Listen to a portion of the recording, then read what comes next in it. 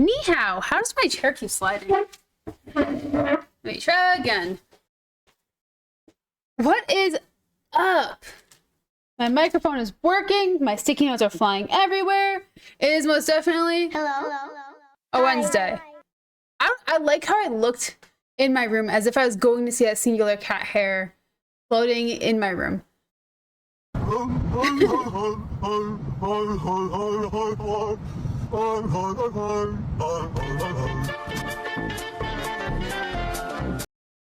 What is up? How's it going? How was your day? I spilled hot chocolate on my desk. I'm also about to freaking kick my desk too. Man. Howdy. Cheshi is hanging out on my couch with Mimi. Oh dude, I bet. No, my dad was complaining about the traffic because of the terrible road conditions in Minneapolis. Oops, sorry, kicked the desk.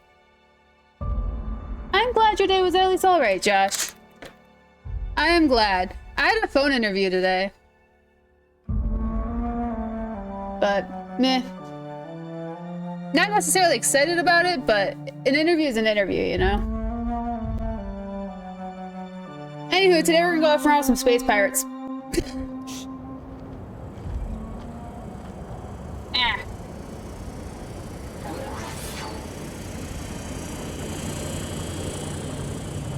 I do want to explore this place first.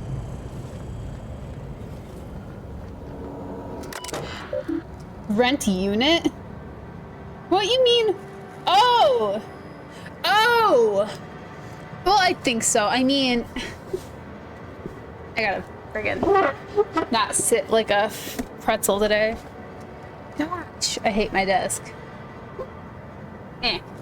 There's one singular drawer on my desk because my desk is built for very low chairs because I originally had a keyboard drawer and it no longer has a keyboard drawer, and so it drives me absolutely nuts. Whenever I hit my desk, it's because I kick the drawer.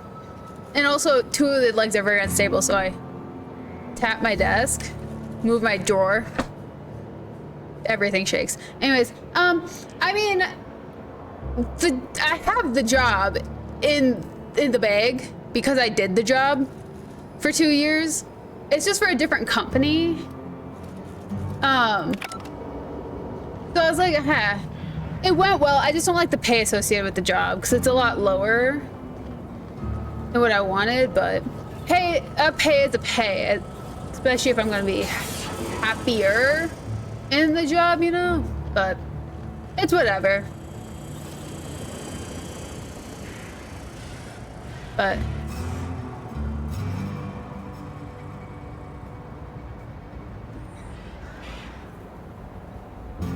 I don't think I will because it's for a company I don't like, actually. Well, I mean, I know I shouldn't say that a company I don't like. They have similar morals to the company I worked for before in real estate. So it's kind of just a, wait, what's this? So it's kind of a do I want out situation because I'm not going to be better off. Oh, hi there. What? Sorry, this area is off limits to port vision. Oh, wait half a second. You're the inspector. Sorry about that. I'll buzz you right in. Yeah. I didn't get a call from the company that I wanted a call from yet, but they got like 54 applicants to work with, so it's kind of a situation there. So it's gonna be a moment on that. Dude, why do I have so much garbage? Dude, why do I have so much garbage?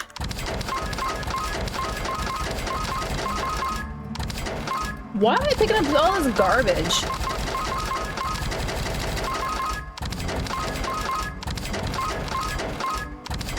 Jeez. No wonder I'm always over encumbered. Frick me, man. Yeah.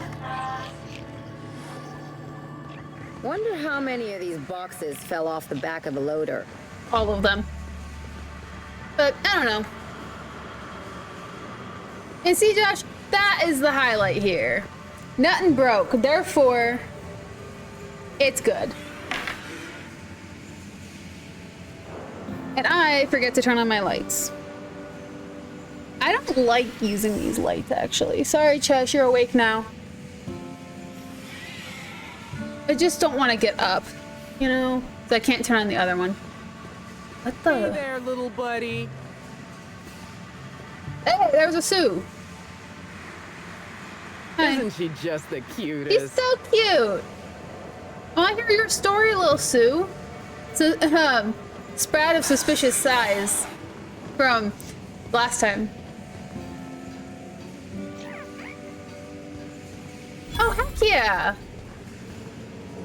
I am excited for you to figure out. Oh, yes. Oh, frick me. 1 second.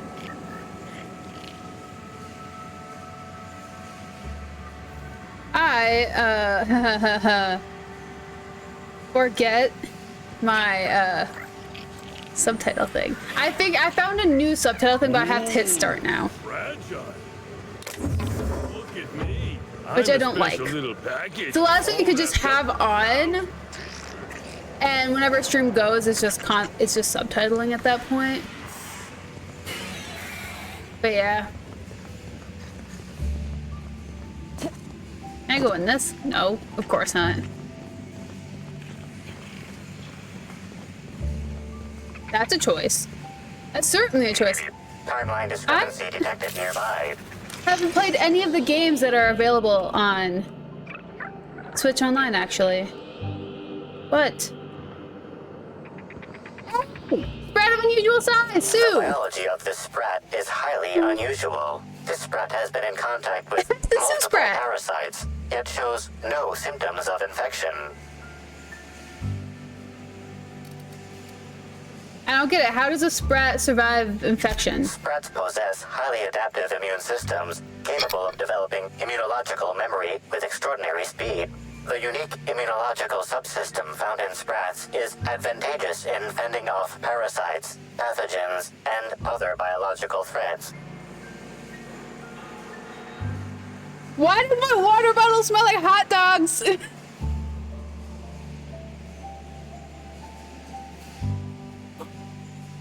Doesn't taste like hot dogs. Why? Why does my water bottle smell like hot dogs? That's so weird. Nyoka, any idea what's going on with the sprat? Sprats are hardy little shits. Their immune system fights off pretty much everything. But I will say that's a really smart reason to get Switch Online. I haven't had Switch Online in years. I think the last time I had Switch Online was 2021. I think it was for Animal Crossing? I want to say? I don't know though.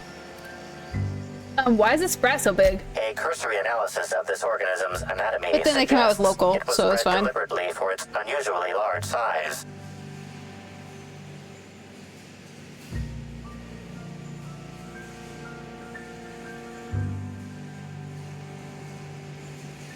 Okay, what would anyone want with an unusually large sprat? Based on slug records of board-issued punitive sanctions against sublight salvage and shipping, this sprat is most likely intended for cage fighting.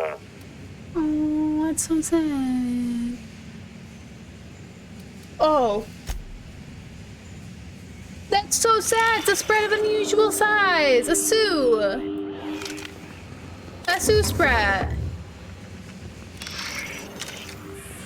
That's so sad. Oh, hi. What? Hitting gambling room? If it is, that's a stupid law. Pick up all in? The frick is an all in? The frick? Ooh. So you've been productive. I finished my little axolotl thingamajig. It looks okay.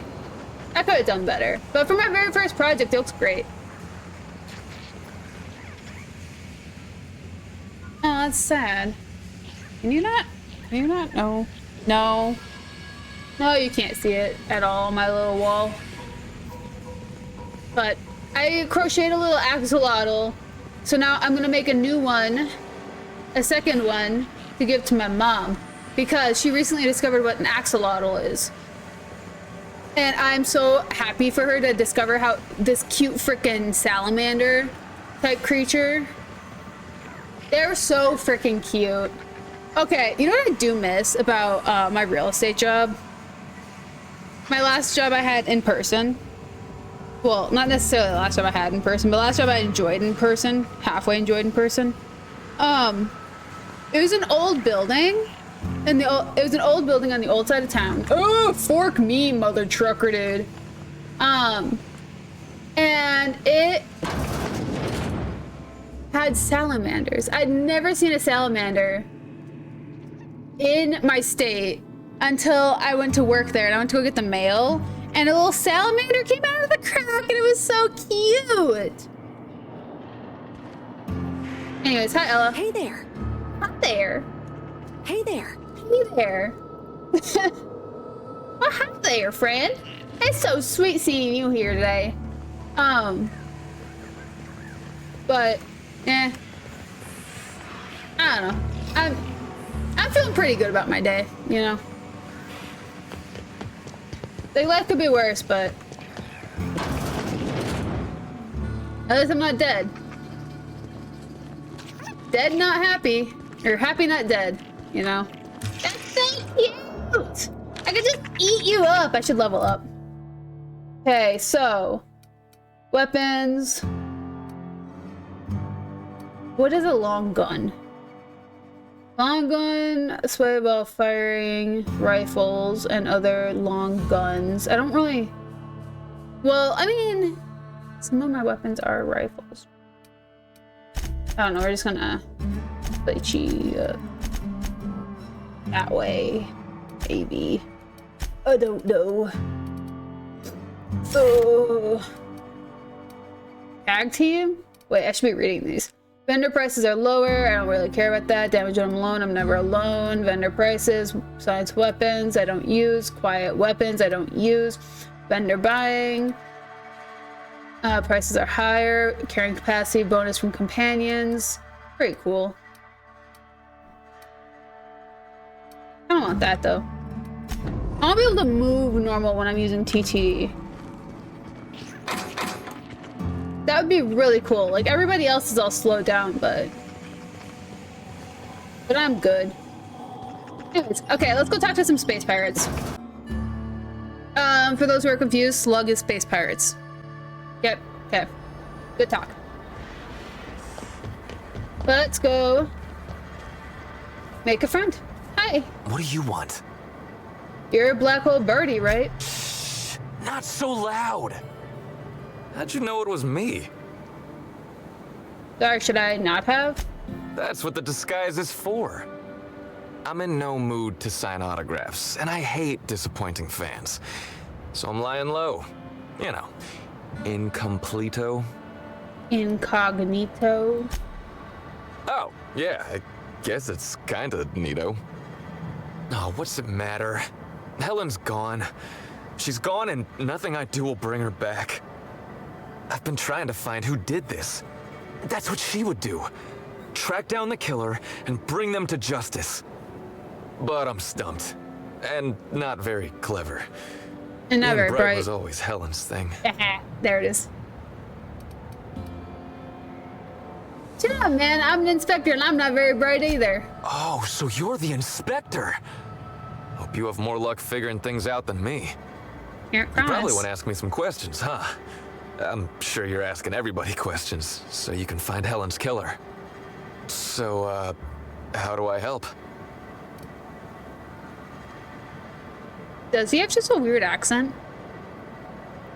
Or did they kind of almost a little bit butcher the end of that line?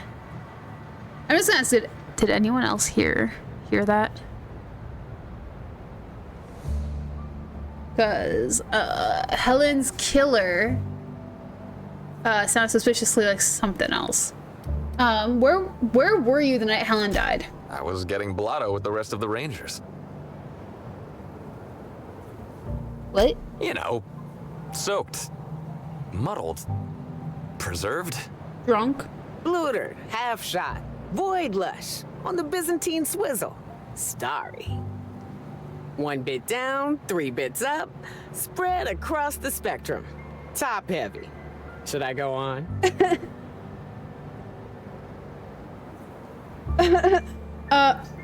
What? Drunk, Captain. The team I've noticed never I was in a experienced so many bad different way ways when to say I got drunk back to the before. hotel. When I told them Helen and I were Splitsville, they wanted to cheer me up. We were up the pole afore evening. The hotel staff said we was bothering the other guests on account of all the crying and yelling and practice body tackling. Zeke said we should move elsewhere, get some air. So where did you go? We ended up at the Wilderness Exploitation Reserve. I think somebody wanted to pet a woolly cow. There was this one cow off away from the others. Zeke figured it'd be a laugh to get her drunk. One thing led to another, and I think we might have maybe, you know, stolen her.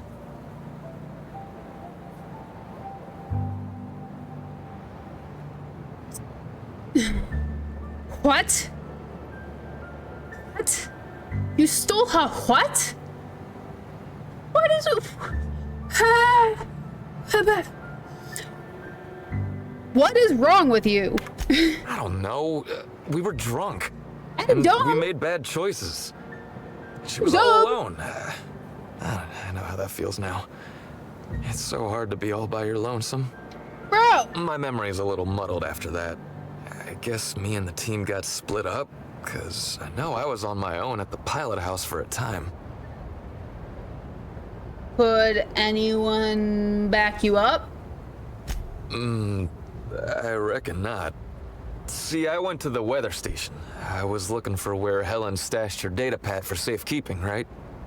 She'd asked me to get it, mind. I wasn't stealing. I'm no thief.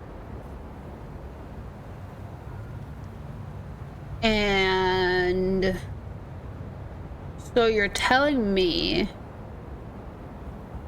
Ellen dumped you, Ruth Bellamy dumped you, and then asked you for a favor? Nah, she sent a note to my hotel room before we, you know, split. I don't know how long it was sitting there before I noticed.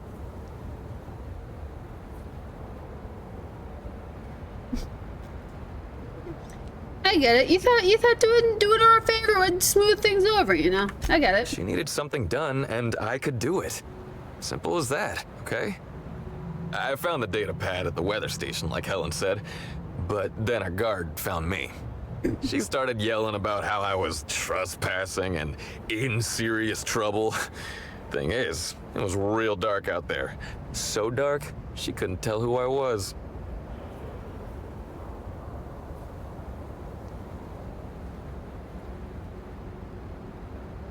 I wasn't keen on conversing, okay? I was drunk and holding someone else's data pad. And also, maybe I was crying a little, so I booked it. Hello. Ran like the Rangers were down by 3, and I just bronzed the toss ball in the Friday zone. Okay. Did anyone else see you that night? Think hard. Anyone, anywhere else? Yeah, How's it going, Hannah? no. Nope. No one else. Motherfricker. Birdie. Mother trucker did. Who saw you? I don't want to tell you. I'll get in trouble. Hey, not having witnesses puts you in much bigger trouble. Look, I talked to Oric, okay? Oric West. Hangs out around the spaceport. He's the one who taught me the breathing exercises I use to calm down.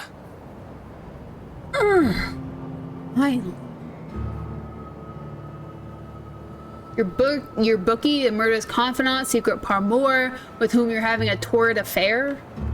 Confidant is like confidence. What's torrid mean? Frick, I forgot he's an idiot. Okay, I knew that last one was a stretch. You're a real weird gal, you know that? Yeah. So now you have the whole story. After I talked to Oric, I went back to the hotel. Woke up the next morning with Helen's data pad in my hand and the hangover to end all hangovers. Don't know if I'll ever drink again. Hey, mother trucker dude. Okay, well, let's hit the data pad. Oh, yeah, you'll probably want to... Yeah, of course. My gosh, this dude's an idiot. Helen sure did have the prettiest handwriting.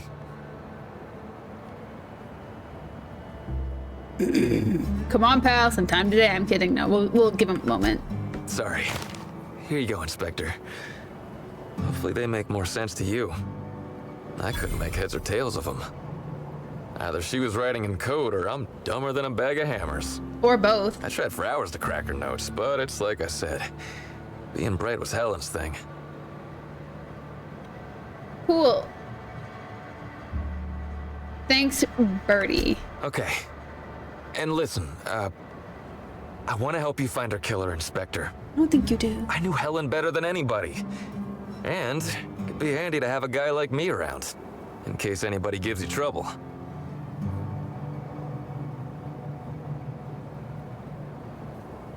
Start threatening witnesses and I'll throw you in jail myself. I'm not threatening nobody. Gee, try to help someone out. I'll head back to the Grand Colonial then. Unless you need me for anything else. Mother fricker. No, you're free to go. He is downright idiotic. You know? Okay, anywho. Let's go explore this place a little bit more. Dude, so I got asked what I was doing this weekend. A lot of containers. Which I can tell you is now... Is this just a distribution center, or you think they're planning something? Dude, this dude has like no brain cells. Anyways, so I got asked what I was doing this weekend by my family. Multiple times. And here's the thing. If I can make a joke, I will be the dumbest person in the world. Just to sell a joke. So I got invited by my mother to come up, hang out for the weekend so I could see my brother and his girlfriend. And so then, like maybe an hour later, generous hour later, I get another message from the bestie asking what I'm doing this weekend. And like, obviously I know what that message means. Obviously I know. However, I need a good laugh. So I said, I don't know really. I just have some plans with a really tall ladder, a window, and some heavy breathing. Why? What's up? Was how I responded. And like, I don't know. I thought it'd be funny. You know. She went with the joke. She went with it so freaking hard. She's like, well, we're coming down for the weekend, and if you were interested, we could like come see each other or like hang out, do something fun. And I was like, that's really funny. And I'm so glad you went with the joke. Like, I did not expect you to go with the joke. And I told her, yeah, I think I can relocate my plans. Don't worry, I can relocate my plans. Like, I don't like heights. Why the frick would it be on a really tall ladder? But mother trucker, why does it keep resetting my Minute profitability. I want this. Okay, where am I going? There. Okay. But yeah. No, so now I got plans for this weekend, so now I gotta get my recording done tomorrow. In hopes I can get my editing done on Sunday. Yeah, but unstable heights with a person who has like no depth perception and terrible equilibrium, they're not the greatest. Always so nice to hear you. It's kind of rough, actually. I'll get you to your floor on the double. Okay, we're gonna do the intrusive thoughts real quick. Oh no, don't worry, lady, I'll get you out of there. Huh? I'm not trapped anywhere. Oh, wait. I don't want to be on any place I could fall and die from. Pranks. Almost got me that Don't do time, heights. Norville. Now, can I bring you to an Like, I authorized floor? will not comfortably go to the top of a waterfall because I feel like I will die. I could barely go to the 3rd floor of my high school because I thought it was gonna collapse underneath me. I don't do ladders at all, actually. Like, I have a step stool, I have a step ladder in here, and I only use it if I can grip the wall and hold on to something else. Like, I do not do heights. It's a massive fear of mine. Inspector. Massive phobia. Yeah, any of those, falling at all is kind of the issue there. Not necessarily dying. I added dying to make sense. Falling off of anything is not what I want to do. I did gymnastics growing up, and I had a hard time with the beam because I thought I would fall and like break something. I managed to track down Black Hole Birdie. I'm pleased to hear that. Bertie Holcomb is a valuable asset to the Rizzo's no, Rangers I don't do heights at all. When If I can fall from it, I don't like it. Nowhere to be found. The timing of his disappearance is unfortunate.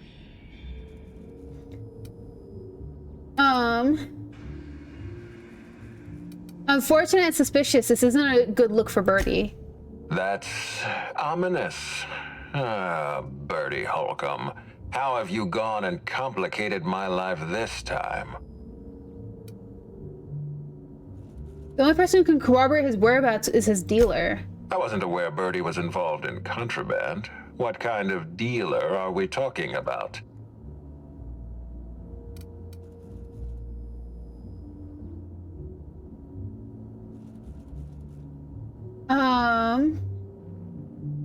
I can tell you that I'm investigating Helen's murder, not contraband goods. Of course, you're right. My apologies.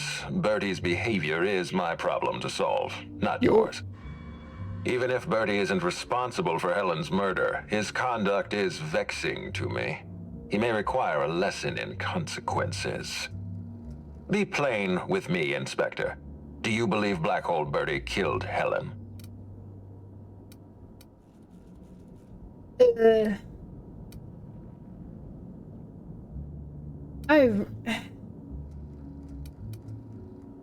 It's possible. I'm still investigating my leads. Understood. I appreciate your candor. There's I'd a good like you to chance he could continue your have. I investigation. don't know, though. Notify me as soon as you're ready to make a formal accusation. Okay. By the way, Birdie agreed to stay at the Colonial. I appreciate that. I'd rather keep Bertie within the public eye than let him languish in a bar at the docks. If you're through investigating Bertie, I recommend looking into Cedric Kincannon. He's been entirely too comfortable since we began this investigation. I don't trust Cedric when he's comfortable. Okay. I see. Okay. Dr. Goodnight?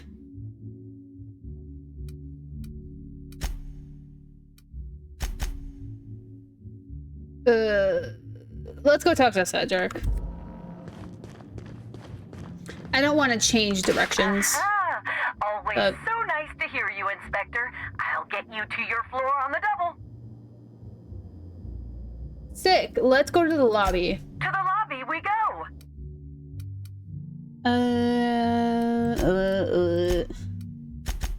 I want to do these two. I feel like Felix is really fun to have around for this because he cuts in with a lot of like show things.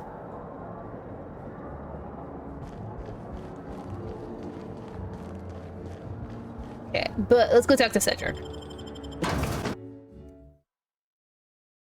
You know what's really funny? I don't even know where my fear of heights came from. Like, it just randomly, I like woke up one day when I was like 12 or something and was afraid of heights.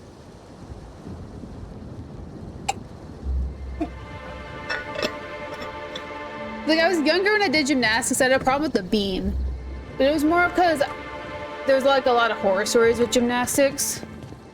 And like, if you fall off something wrong, you can like severely injure yourself. But I don't know. So when the Rizzo spokesman said that the unveiling would be indefinitely postponed, what did he mean? Are we going to have to wait an entire week? 2 weeks? A person died, It may take longer than that. If the murder isn't solved, the unveiling could be postponed for as long as a month. I can't believe that! We should sue. We can sue later. For now, let's just enjoy the day and hope the murder is solved with due haste. Dare me if you want, mother fricker. I'll solve it when I feel like it. Like, I've been working on this murder for a week. You can wait.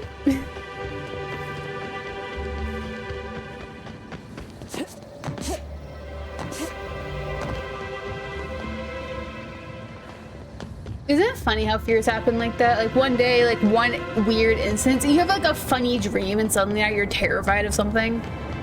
I wonder if that's what happens to my cat. Mimi, is that your case? You just dream weird?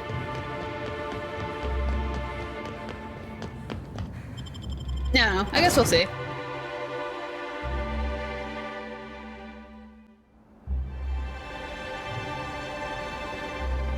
Okay, Cedric. ¿Dónde es la Cedric? You got an appointment? Hi. Appointment? No, I need to speak with Cedric. Yeah, that's why you're here. Appointment? I make an appointment for right now? Not entirely out of the question. Convince me. The inspector's here to see Cedric. There will be no other outcome. Inspector, you said? Well, maybe he'll appreciate your blunt charms. He Maybe hired not. me. We'll see what he has to say. Mr. Kincannon, got an inspector here demanding to see you. Want me to call the guards? No, thank you, Eileen. I've been expecting her. Send her up, please. I'll shoot you straight in your head. Take it easy with that thing. Yeah, fine. You're lucky I have patience. Hi, Cedric. Ah, Inspector. Eileen is my right-hand woman and the finest assistant to ever grace this office. She is also tremendously skilled in causing physical harm. I recommend you do not insult her with any further attempts at intimidation. Now then, here for my alibi, I assume. I didn't threaten her. I intimidated her with my status, buddy. I don't know what I would do for a Zelda dungeon. I don't. Here's the thing. I don't know Zelda well enough to be able to design a dungeon, unfortunately. Someone else can answer that question. I unfortunately can't. I've played exactly 2 hours of Breath of the Wild, and that's my entire resume for Zelda games, which I don't know. But later, first I want an explanation for the nonsense outside. Another murder? Drunk Raptidons? Black Hole Birdie practicing his hacking in the middle of the streets? Stop me if it's one of those, or I'll just keep guessing. I had a run-in with some slug agents. Sounds as though you've already sorted it out yourself. How did thugs get their hands on slug gear? Slug uniforms do seem to go missing from the hotel laundry with impressive regularity. Easy enough for someone to nick a few. Now ask yourself this. Why would anyone give thugs slug gear and send them after you? Clearly whoever wants to pit me against slug. Right again, Inspector. But I can't fathom who would benefit from tarnishing my reputation like that. Can you?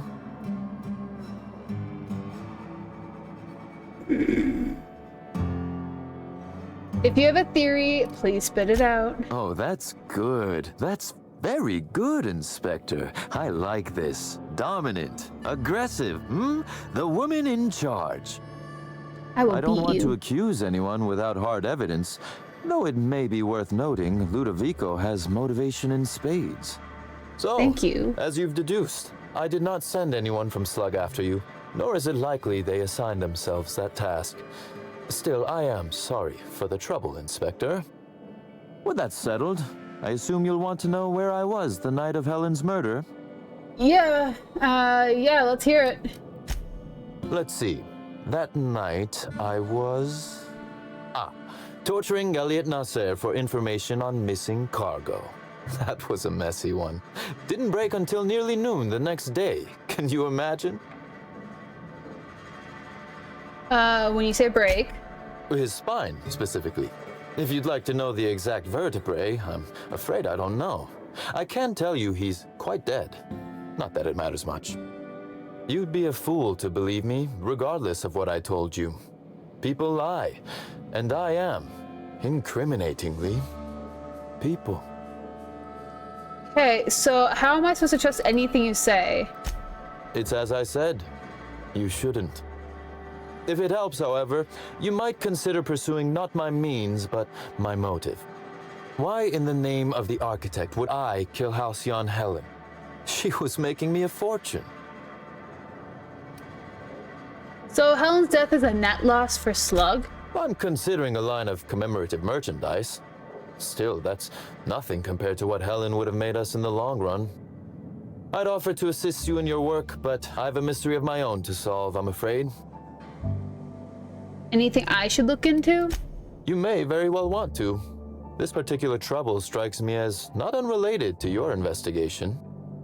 Items are disappearing from Slug's storage and processing warehouse. The thefts began a week before Helen's unfortunate death, and there have been more instances since. Before you ask, I know the difference between cargo going missing and cargo going missing. This is the latter. What's the connection? I'm not sure. I'm only confident there is one. That the thefts began mere days before Helen's untimely demise is an extraordinary coincidence. I'm not a man who believes in happenstance, Inspector. I do not trust it.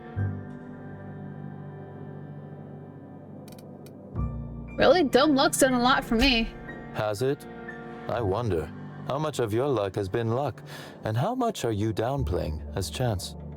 Regardless, this will be fun. What's the difference? You out in the field, chasing down leads. Me, scheming in my office, preparing to unspeakably mangle the perpetrator. Crazy.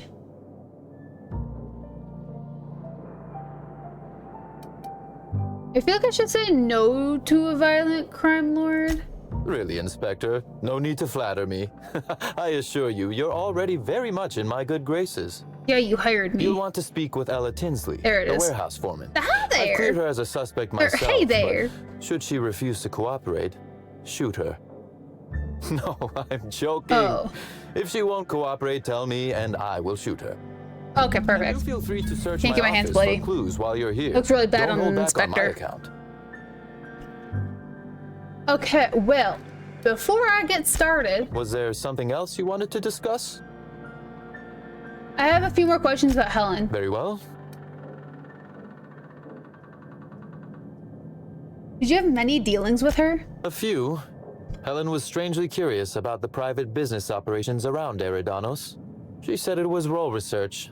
But how much business know-how does one actor truly need for an action picture? I also arranged to have Helen supplied with mag picks, bypass shunts, and other hacking tools. She wanted to buy in bulk. Barbell still smells like hot dogs. I don't know why though. Doesn't taste like it. Did you help her? Because she Oh, paid why me did to, you? Oh. Inspector. Besides, Helen was enjoyable company. She was confident, resourceful, determined. Not unlike you, now that I consider it. If you didn't kill her, any idea on who would want her dead? That is the question, isn't it, Inspector? That is why I asked it. Tell me, do you really believe Helen's death was a mere crime of passion? No. Or one of petty career jealousy? Clearly you don't. This murder is bigger than Miss Helen's personal life. Bigger than her latest moving picture. Rizzo. So you say there's something we're still missing? Indeed. I suspect Helen arrived on Eridanos with grander plans than promoting Spectrum Brown. I knew I was right about you being clever, Inspector. I'm glad. Because whoever did kill Helen is not going to come forward so easily. Yeah, Cheshi is behaving so good today. He's been so adorable, so cuddly. They've been wanting to eat my crocheting yarn. They've both just been really good cats today. You know more than you're telling me. I might. I just might. Your point, Inspector? Oh, I've already made it. Yes, I suppose you have. Be very careful, Inspector. I'd very much like to see you still around for the grand finale, whenever it comes, whatever shape it takes. Okay, well, that's all I wanted to know. One moment, if you please, Inspector. I've answered your questions. I believe it's my turn to ask you a question now. What, or who, made you decide to investigate me? You're one of Ariando's major players. It only made sense. Understandable. A man of my standing would naturally be tied up in all this, whether he wishes to be or not. Now then, did you need anything else? Why does Ludovico hate you so much? The original incident? Well, I made him an offer he should have refused. Oh, now he regrets doing business with you? An excellent deduction, Inspector. Our combative relationship stems from paperwork, mundanely enough. Rizzo's contracted Sublight to construct the Eridanos atmospheric complex. Had Lou wanted Rizzo's to retain full control of Eridanos, he shouldn't have skimmed the revised contract I sent him. Lou's an administrator, for law's sake. I thought he would adore all the fine print I added. How fine of print are we talking? Still technically visible to the human eye, but only just. You're quite good at this. Jeez. It was all perfectly legal, too, which irked Lou to no end. My power grab, as Lou called it, planted the seed of hatred. And Lou, obsessed with what should have been, has made sure to water it daily with his bitterness and anger. Oh, that's poetic.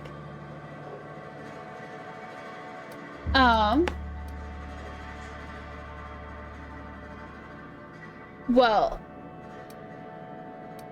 I'm sure all the snipping you do at each other help. Oh, I'm not an innocent party here. Please don't think I'm claiming to be. Provoking Lou may be fun, but I do have my reasons.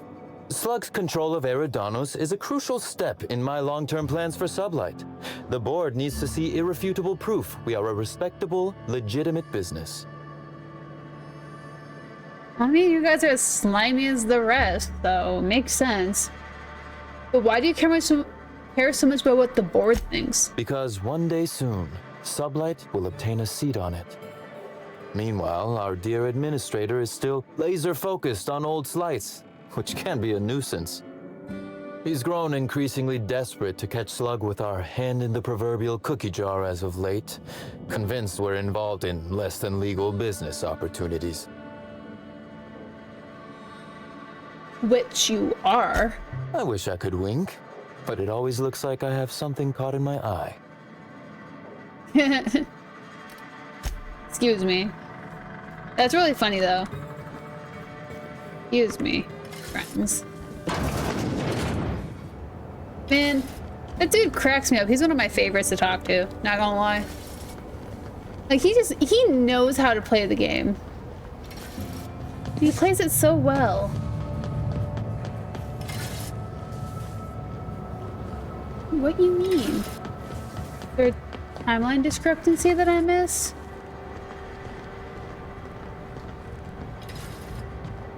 Oh, I just missed. Timeline discrepancy There it is. detected nearby. This copy of TK contains 142 fewer pages than a standard copy. The missing pages were likely removed to create sufficient space for the hidden listening device inside. Short-range transmission capabilities. Receiver must be somewhere nearby. Inspector, please consider speaking into the device in order to trace the transmission and reveal the receiver's location. Speaking the bug, whoever's speaks in the bug. Moo. Poor woolly cow impression transmitted. Transmission analysis complete. While the precise location of the receiver could not be pinpointed, it has been narrowed down to a smaller, approximate range. How long has this been here? Analysis inconclusive. However, there is a minor accumulation of dust particles present on the book's uppermost surface. So it's been a while. Examine surrounding area. The area within a 0.5 meter radius of the book possesses a dust coating comprised of at least twice the number of particles. So not very dusty, must have been placed fairly recently. That is highly likely, Inspector. Okay, well, let's go take a look at that then. What's that you found? No, wait, don't tell me. Let's save it for the big reveal once you've solved the case. Weirdo. Okay, well, I wanna see the receiver's locations, what I wanna see.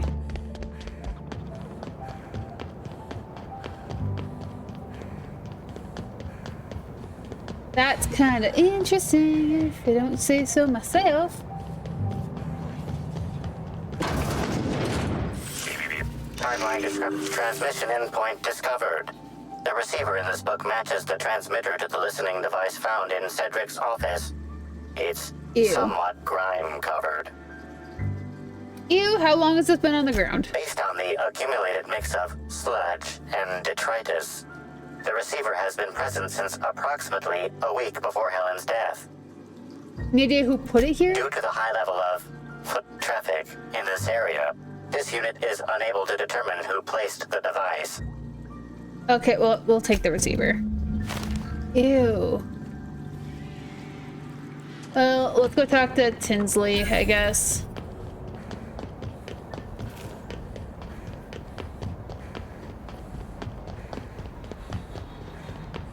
Ew. Yeah, I get reading on a toilet, but like, not that kind of reading on the toilet.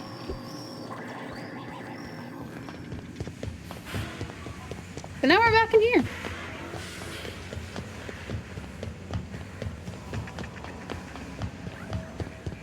Hi, lady. You're the inspector, aren't you? Boss Kincannon said you'd be by about the cargo that's been going missing. Yo. Gosh, this is so neat. A real-life inspector. What's that like? Have you solved any mysteries yet? Ever had to shoot a suspect? I call it closing a case, and it's the best part of my job. Case. Just like a real inspector. Right, so the missing cargo. How can I help your investigation? Hey, what's the culprit been stealing? That's the weird part. There's no pattern far as I can tell. The thefts don't make sense. I ask you, who would steal a handful of Spacer's Choice Sabers so dull they can barely cut mud, but leave the spectrum black? Ugh. Who'd be desperate enough to want to steal a Spacer's Choice Saber, full stop? True. Give me 1 second.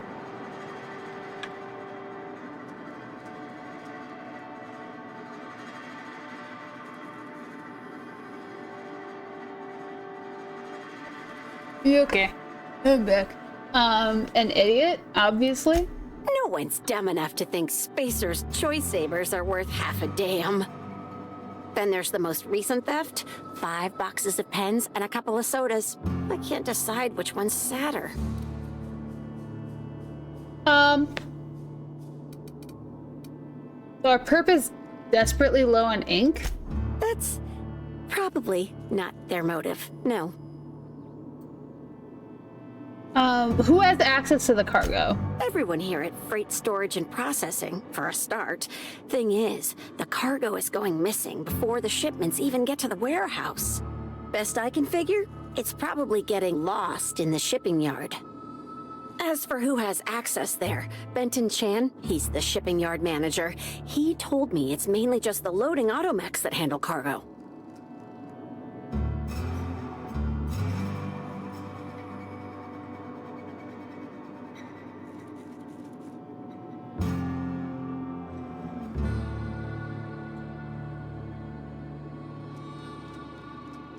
Oh, heck yeah. I'm glad it's relatively simple. The dungeon is, at least. Layout. Maybe there's a problem with the automechs. Could be. Those things will break if you so much as look at them Howdy. funny. That's Benton's area, but don't How's it bother going, asking Anon? him for help. Last time I asked him to check the automechs, the whole head told me he couldn't help because he was dead. Is he dead? Brain dead, maybe. But no. My point is that if you think the automechs are a lead, you'll have to check on them yourself. Hopefully, I'm doing you're great, thank mechanically you. And I'm inclined. glad you're doing good too. Any idea why someone would want to bug Cedric's office? Maybe they're keen on cashing out and want to go as painfully as possible. I don't know. Boss Kincannon's office is where he holds most of his meetings with important folks like Miss Helen. Just about all negotiations happen in his office too. Vendor pricing, major purchase orders, rentals for construction projects, you name it. Sick. I absolutely adore this game. The sense of humor is really funny. Oh, Also, the before story I is really forget, strong. I figured you It's a might good want to game. access my terminal, so I had a spare key card made. It's all yours. Anything on there I should know about? Oh no, I forgot to delete all of those incriminating messages I sent about which cargo to steal.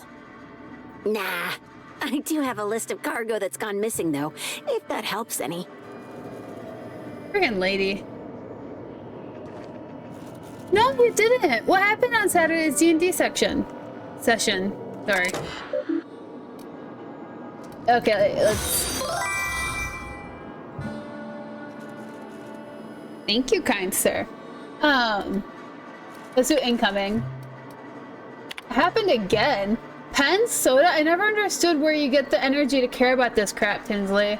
I don't know what to tell you. Pretty much the only ones who handle any cargo are the auto mechanicals. You can come look at them if you want, but even I have better things to do than help you exact justice on a void-danged pen thief.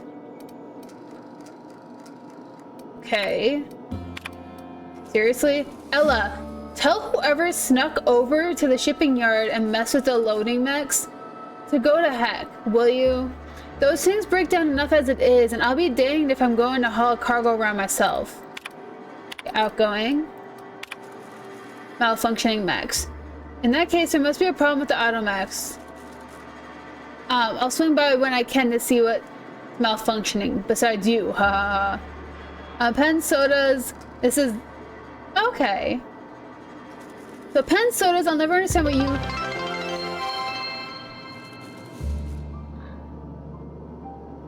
Thank you. Thank you so much, friend. I really appreciate that.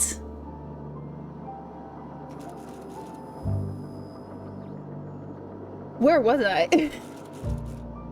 I don't know what to tell you. Pretty much the only ones that handle any cargo are the automechs. You can come look at them if you want, but even I have better things to do than help you exact justice on a void-dang pen thief. Holy crap. But thank you so much. I really appreciate that, Non.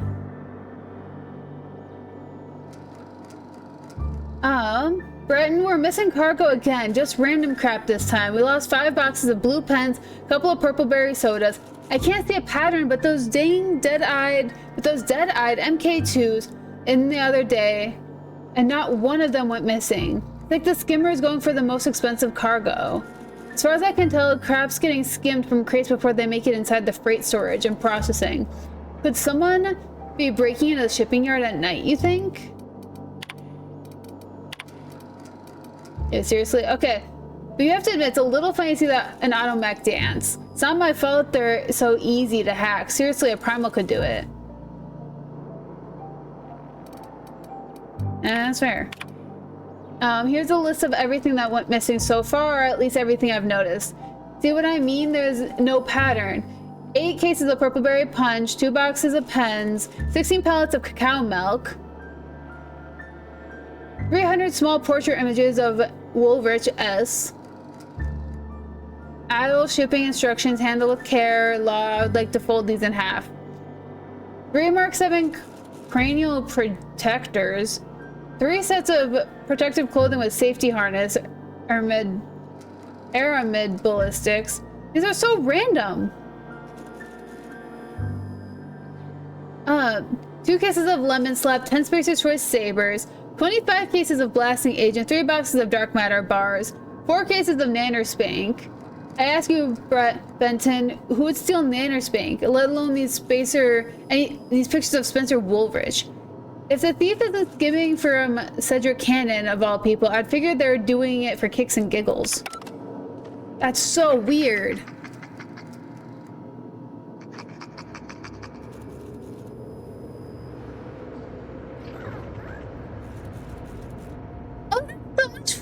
fun!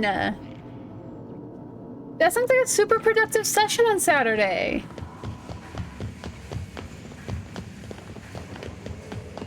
Who changes character? What's an owl bolt? If I may ask. But that sounds so cool.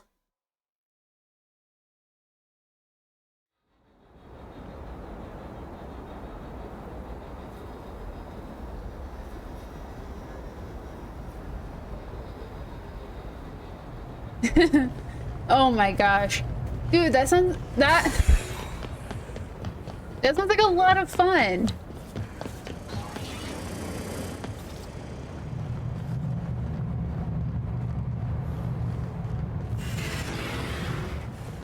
Hi, buddy. Timeline discrepancy detected nearby.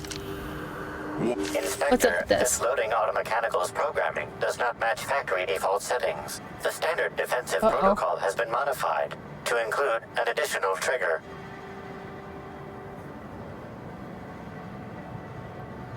Identify new trigger. There is a directive in place to initiate defensive protocol should an unsanctioned data log installed in this automechanical be removed.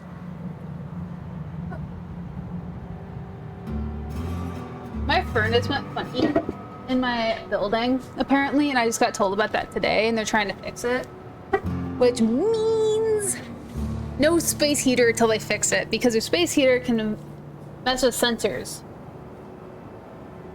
while they're trying to fix the furnace. And I would like them to fix the furnace. I don't have to be using a space heater.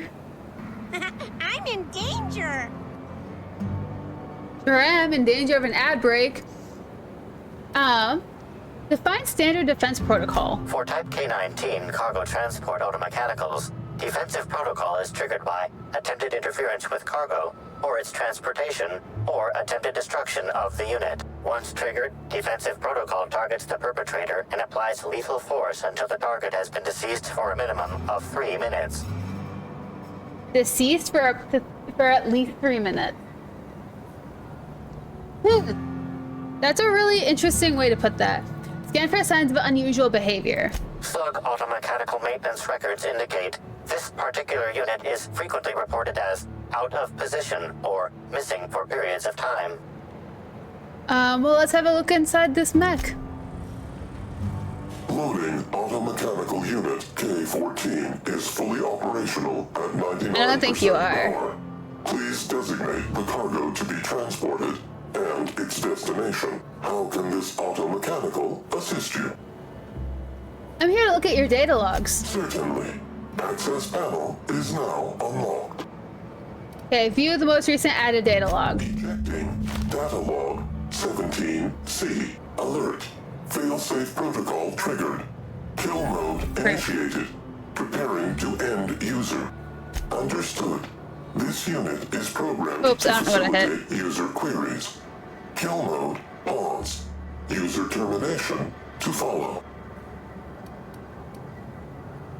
Okay, what's the data log you just ejected? The ejected data log contains instructions to move. Whatever I hit was the right answer, by the way. I hit 1. 7, 5. Yes.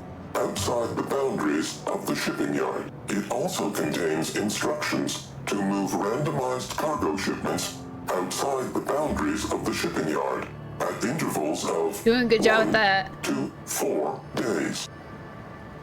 What was in shipment 6875? Apologies. This unit does not have access to cargo inventory lists. Okay, now I believe I owe you a fight. Kill mode re-engage.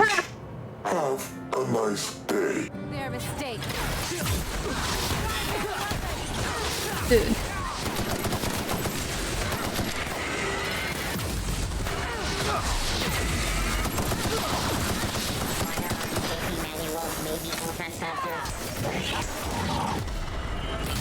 I'm a little weirded out by it, to be honest. Like, yeah, I spent an absurdly long time on TikTok today, but at the same time, mother frickers doesn't help do that. But there's something that's not right about it. I don't know what it is. But Everyone all right? but it's kind of different. And I don't know like how to put my finger on what's different. But it's different. And I don't know if I like it. However, I want to voluntarily leave the app on my own terms and not have the government take it away, because that just triggers an entire country of rebellious people. Hi, buddy. Inspector. To what do I owe the pleasure? Yeah, no, same. Well, I don't know how this one happened, but my algorithm is completely different. I don't have dark humor anymore. It's all like either politics or Germany. Like, I've had a lot of TikToks in German. However, I will say I am so thankful that the subtitles translate for me. No, I'm not even seeing the same people. Like, I'm like, well, I mean, if you deleted the app, you can't get back on it because it's not in the App Store. The servers are just functioning, so if you delete the app, you can't get back on. So it's like if some people did delete the app. I'm not seeing like the same TikTokers I did before. I'm physically not seeing US content unless it's something political. Like a so-and-so video of a certain man behind a presidential pose, the presidential podium that isn't the president. But yeah, it was like, it's if you deleted the app, it's not in the App Store. It's like Flappy Bird. Once you delete Flappy Bird, unless you have other precautions, which 90% of the people don't, because let's face it, normal people don't have back doors to getting apps that no longer are available. They have to see if it'll ever get put back up. But I mean, that's not my complaint. It's just it's a completely different app. Like, I'm using it to learn different skills is what I'm using it for. I'm not just doom scrolling anymore. I'm physically learning things while I'm on the app. It's like my FYP is super disappointing, so I've been hanging out in STEM instead, because it's been at least I'm learning something over in STEM. But anyways, I solved your cargo skimming issue. Ooh, I love this part. The big reveal. So tell me, what happened? I don't know, it's just weird. You got a serious security problem. What makes you say that? Someone bypassed the loading mech security system, rewired them to skim random goods. Damn, you're good. Hacking the automechs. So that was our skimmer's game. But why? Yeah. Everything that was stolen has seemed random. I certainly see no pattern. That's the point. The culprit didn't want you to. The theft was random except for a single shipment. So, our culprit had something specific they wished to acquire and used the random theft as a smokescreen. I must say, Inspector, you've done excellent work on this case. Then It's like, granted, I don't delete apps very often, so I was like, I didn't have an issue with it, clearly. Or indeed, that slut will soon possess it. That's just a fun fact to share, that TikTok is not available in the App Store. I found this. Am I right to think what you found in my office earlier was the other half of this listening device? Yeah, no worries, Josh. I'm just glad you showed up. But, I'll give you an entire spiel when you do choose to head out soon.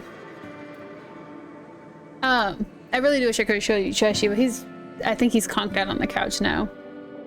Sure was. Whoever this device belongs to, that's our culprit. Not quite, Inspector. That listening device belongs to me. I lent it to Halcyon Helen to assist her with role research. And she used to research slug shipments instead.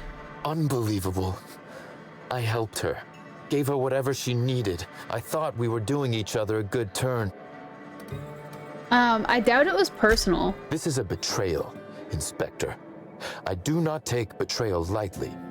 I can tell. Helen should consider herself very lucky indeed that she is already among the dead. And that some other bastard beat me to putting her in the ground. Bruh, choose your words very carefully. No!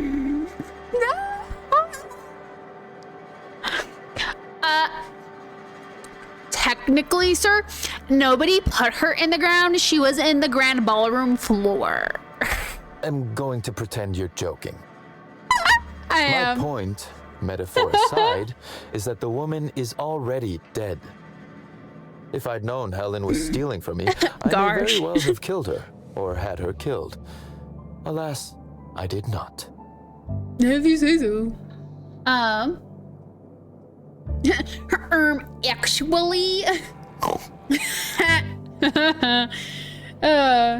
maybe you did know, and this is all for show for my benefit. Oh, that is good, Inspector. Now you are thinking in the manner you must if you intend to get to the bottom of this mess. I wish you luck with your investigation, though I doubt you'll need it. You'll find Helen's murderer. I'm confident of that. Will I? Now, if you'll excuse me, I must find a way to excise my anger that minimally damages my business empire. I expect it will involve shooting quite a lot of guns. Duly noted, sir. Okay, report to frickin' him. Ew. Ew. Ew. Man, I gotta figure out a next game sometime soon.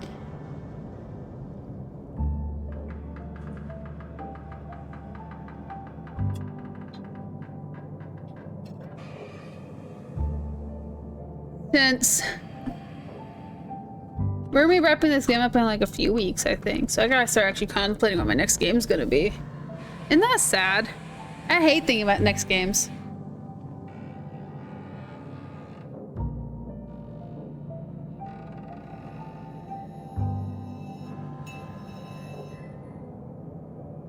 Granted, I mean, it's gonna be a hot second, but like, I'm really slow at picking games.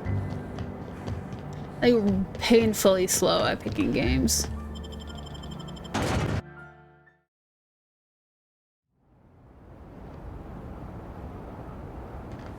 Oh no, I'm stuck in a yard. Dude, I've been unhealthily binging some show that I should not be because it was so... Like, it's a show that I normally wouldn't like. Of course, Josh, thank you so much for stopping by. And I am so glad you got Witcher 3 working. I will gladly say goodnight to Teshi, and I will see you on Friday for whatever game we pick. And until then, be good, behave, stay out of trouble, and don't get caught. And I will see you on Friday. Have a wonderful night, and I hope you have a great drive tomorrow.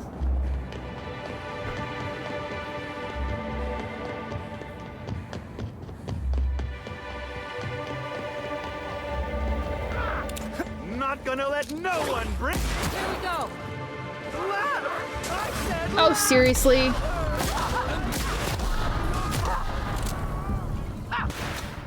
You're gonna take your time and attack us? Just because I missed? There's so many of these motherfuckers.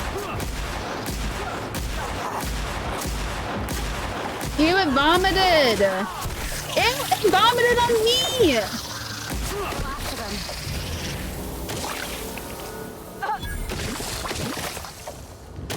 Ew!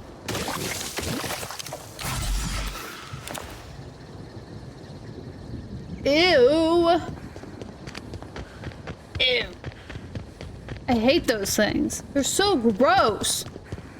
They vomit on people. It's so new. Howdy, mister. How's it going? I just got vomited on by a slug. And now we're gonna go talk to a man about a murder. Aha! Always so nice to hear you, Inspector. I'll get you to your floor on the double. Next stop. Thank you, my lady. Seat in the house.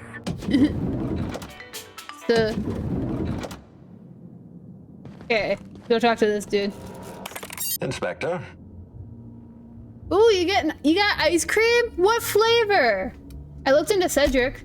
Closely, I trust. Yo. Tell me what you found. You guys don't get along. I'm disappointed about... I'm about to disappoint you. He's got an alibi. Of course he's got an alibi. He runs Sublight Underground. He probably starts his day by preparing half a dozen alibis. With that in mind, do you think Cedric was responsible for Helen's death? He was torturing a guy at the time of Helen's death. I can't see past that alibi. Fair enough, Inspector. I won't try to influence your judgment any more than I already have. Unfortunately, even I don't have the authority to detain Cedric. His line of work is dangerous, though. There's always a chance vanilla? for an Do you have anything on accident. top of it, or is it just straight vanilla? Well, sorry to disappoint you, Blood. He's alive and well. Well, I'm glad to hear that. I've already lost Dr. Blossom and Constable Keene, but at least Cedric's alive. Oh, heck yeah! The That sounds so universe is a nice. just place. I don't know who. I'll be back. I don't know who killed Helen, however. Let's increase you a little bit. Do that. Okay. So, next up on our little issue, we're not doing that. I do not want to touch her just yet.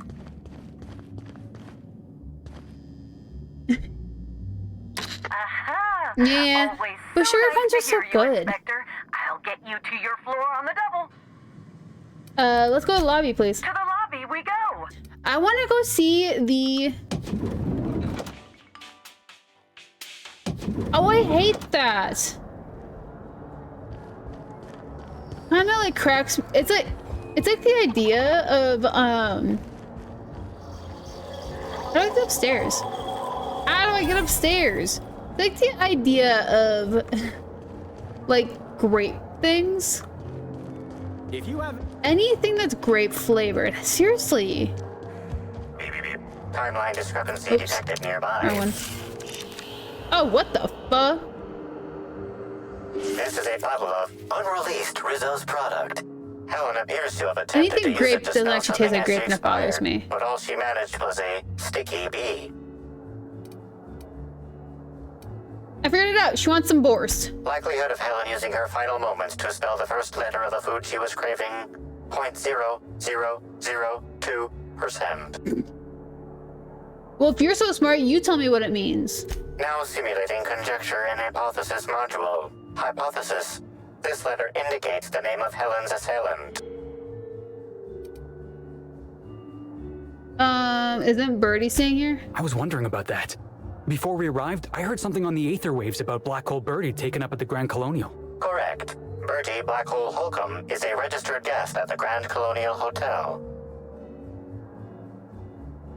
Yeah, no, they never do. I've never had a grape flavored thing taste like grapes unless I literally handmade it using like grape puree or something. And even then, it never tastes actually that good. It always tastes weird. Anybody else I should know about? Accessing guest database. B. The Grand Colonial Hotel is proud to serve the following VIPs. Bertie, Black Hole. Burbage Yeah. 3001. A butt ton of sugar and chemicals. I'll make note of this for later. This evidence Fire. has been recorded for later reference. Now generating pre-approved compliment. Splendid work, Inspector. Don't patronize me. Wow, look at that. They tore up her poster to make it a memorial. Seriously, how do I get upstairs? I'm so lost.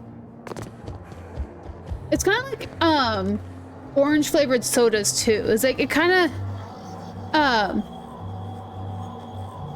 the lady who died is Halcyon Helen, or she was named Ruth Bellamy, but oh, there's the stairs.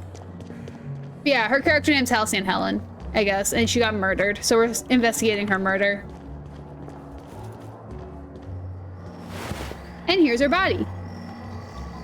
They could have at least closed her eyes, you know. Inspector, Not a moment too soon. I've just finished my autopsy report. Let's hear it. Oop. Ruth Bellamy was killed by plasma damage to the upper vertebrae, the occipital bone, and the cerebellum. If it's any consolation, her death was instantaneous and painless. I've also discovered a poisonous compound in Miss Bellamy's stomach lining ingested during her last meal. Toxic, but not enough to kill her. Spencer Woolrich complained of a stomach ailment around the same time period. I assumed he was being, you know, Spencer. But now I'm not so sure. Literally, anybody who sees a dead body knows to close their eyes. Like, dude, imagine a dead person just sitting here. And their eyes are in the direction of however they looked, like frozen. Just in their last second. Like, close those motherfuckers. It's creepy. So someone was obviously trying to poison her. Almost certainly. Well, possibly they were trying to make her extremely uncomfortable, but I suppose killing her would also satisfy that criterion.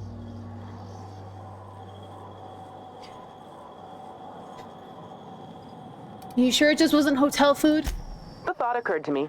I tested this hypothesis by vacating the contents of my stomach. Literally, it's like cover their eyes some sort of way. Levels of mercury and an alarming amount of blue food coloring. But other than that, no. I'm certain it wasn't, as you put it, just the hotel food.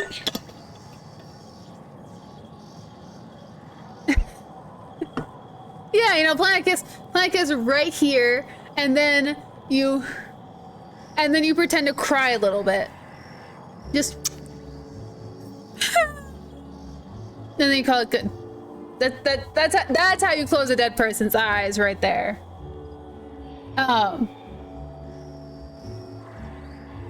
When we were talking, you called her Ruth Bellamy, not Halcyon Helen. Oh, how curious. I do believe you're right. I wonder if this has something to do with the autopsy process. She was Halcyon Helen up until the moment I brought her to the operating table. But as soon as I cut her open, I stopped thinking of her as Halcyon Helen. It's almost as if she stopped being an icon and became a human being. Wow. That's pretty grisly, Doc. You're a freelancer of some repute. Surely you're no stranger to seeing the interior organs of a human being. She was a massive movie star. Most of your work with a gun and not a scalpel. Our character doesn't know her alive, though. Like, she's just in a bunch of telenovelas, basically. We'll talk later. She was supposed to be doing this unveiling for she's supposed to be doing this like vodka unveiling, whatever, and then she got murdered. It was like, the funny thing is, like, she doesn't, like, without her wig, like yeah, she's kind of pretty. She's kind of pretty, but like without her wig, she kind of looks, I don't know, her hair looks weird. Like it's completely fried off or something. Because apparently she wore wigs. Yeah, you'd think more people would be sad about her death. And then, like, you come across, like, all these people. I was nearly attacked by a terror ray on my way here. I can't believe Helen's gone. We're never gonna get a sequel to Terror on Monarch. Things like that. I'm pretty happy working for Slug. You know, I never imagined Spencer Woolrich would outlive Halcyon Helen. You're like, yeah, it's like people who don't know her.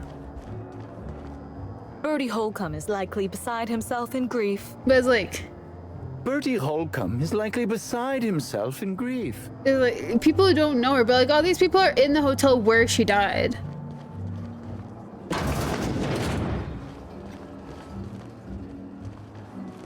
Kind of gross bathroom, huh? Hi, friend. The Grand Colonial Front Desk warmly welcomes you, Inspector. It's a pleasure to see you again.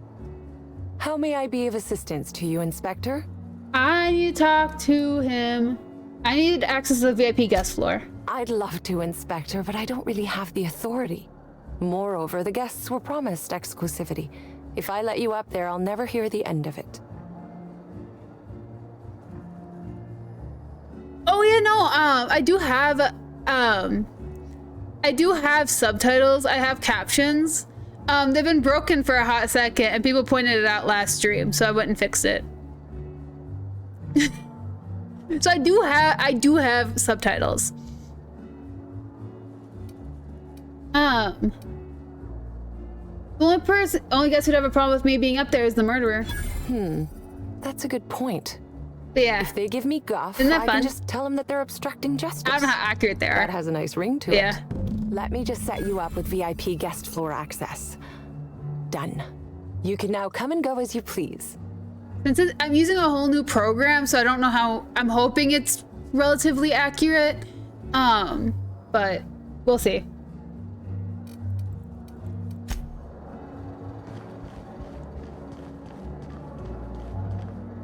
Oh, so it's not very accurate? Ew. Might have to go see if I can get the old one to work. 'Cause the old one was pretty accurate, actually. Nice to hear you, Inspector. I'll get you to But your floor on the double. that's kind of sad that it's not super accurate.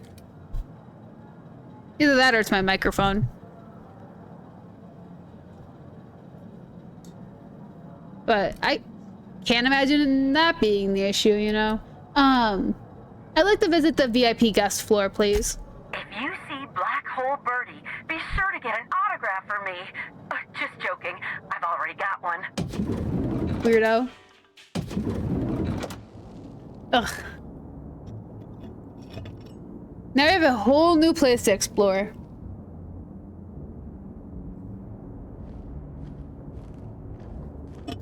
Oh yeah, that's the downside of having subtitles for me, along with having the subtitles over for the game, because it's just gonna overlap. Which is also why I try not to talk in those kind of situations too. But why'd Helen have to go and die in our hotel? We don't need that kind of notoriety. These people are so cold. Bertie Holcomb's the greatest hacker in the league. Oh. You hear about that stunt with the woolly cows? That was great, wasn't it? Yeah, I want to find this woolly cow. Venture Woolrich. Jeez. Oil like everywhere, dude. Hi, you have a hat. Initiating enter protocol. Now simulating familiar and welcoming demeanor. Burbage 3001 is trained to recognize all board-approved actors. Greetings, fellow star. Your performance in Maverick Johnston's latest drama was memorable. Thank you, kind sir. I'm so glad you liked my work. Yep, I'm a star. Flatter me like it's your programming. Initiating sycophantic protocol. Generating random flattery table. Where do you get your inspiration? This unit would like to talk to you about your craft. This unit has been programmed to simulate envy. Flattery table exhausted. Sycophantic protocol ended. Reverting to default behavior. Grieving and despair. Must be, yeah. Oh, Halcyon Helen. You will be missed. Bro, this dude, I want his hat though. I like his hat. Dude, you know Halcyon Helen? Burbage 3001 was designed to disrupt Halcyon Helen's monopoly over the Aetherwave serial market. This unit's programming is based on Helen's most famous roles. Burbage 3001. I feel like anybody could. Halcyon Helen can do, this unit can do slightly worse. Anything you can do, I can do worse. Oh my gosh, that's funny. I can do anything worse than you. Oh my gosh, that cracks me up. Anything Halcyon Helen can do, this unit can do slightly worse. Slightly worse. But does that include dying? This unit has been programmed to simulate existential dread. Watch Burbage 3001 contemplate its mortality in the critically acclaimed drama, Waiting for Results. This unit has not yet completed its grief cycles, randomizing despair tables.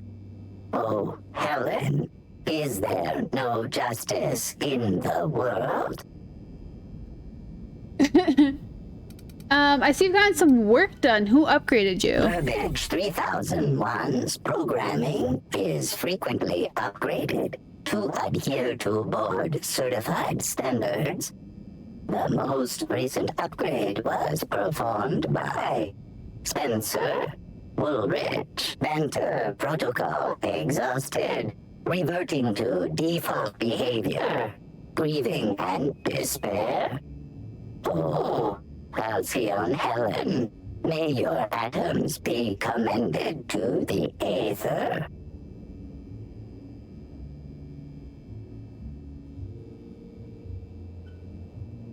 Bro, what the fridge? Give me 1 second.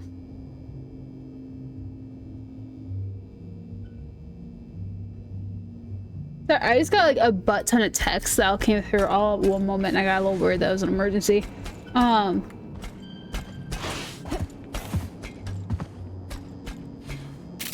Is that a parent?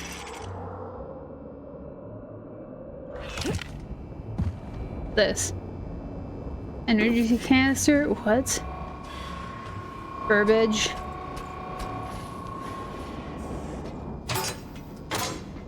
Oh my gosh!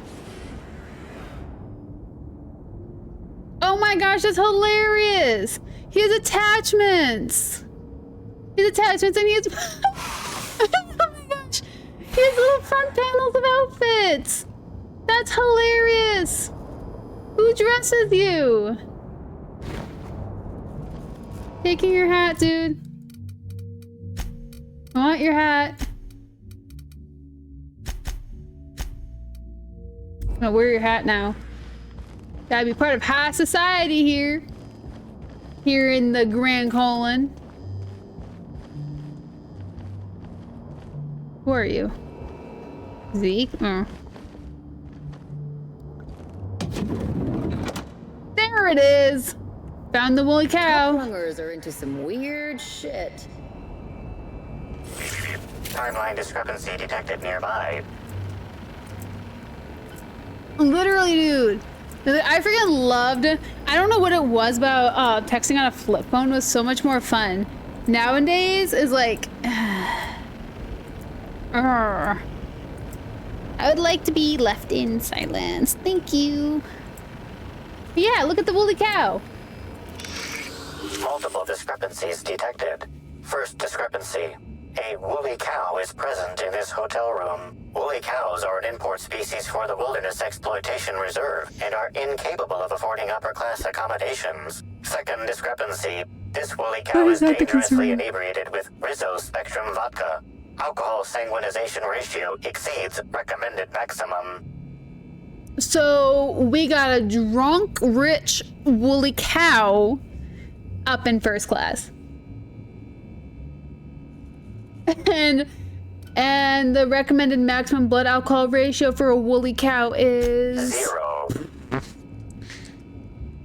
Okay.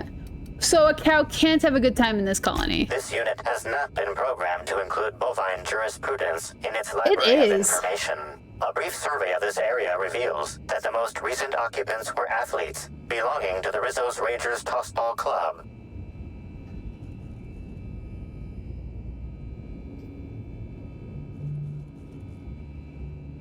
Sorry, I'm really yawny today.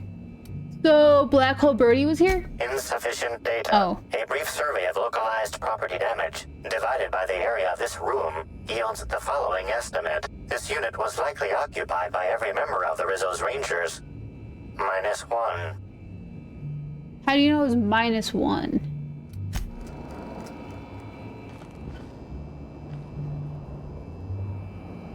Is that a mint on a pillow full of mud and possibly poo?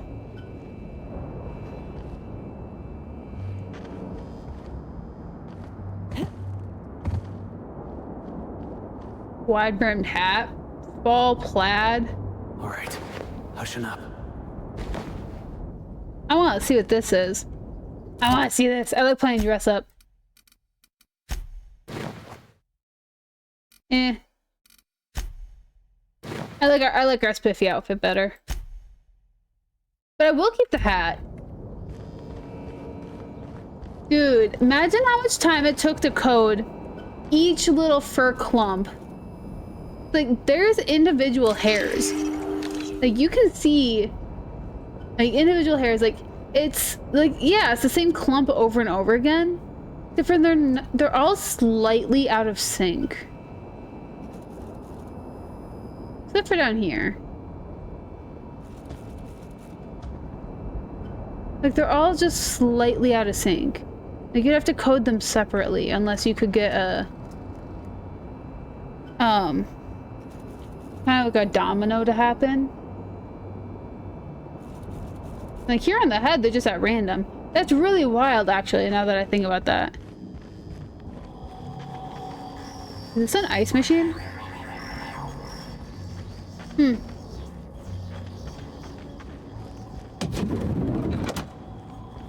Hi, buddy. Hotel rooms don't feel like home until you mess them up some. This one's real cozy. Is it? I got some questions for you. What do you want to know? Okay, about Oric West. Yeah? What's his deal? Oric's a businessman. He sells stuff you can't get elsewhere. You know, alternative stuff. We're talking sort of science, crockery, whole supplements. And why would someone buy whole supplements? Maybe putting effort accelerators in your body isn't always the right call, you know? Maybe there are other options. Maybe I don't take all the accelerators Rizzo's pushes on me.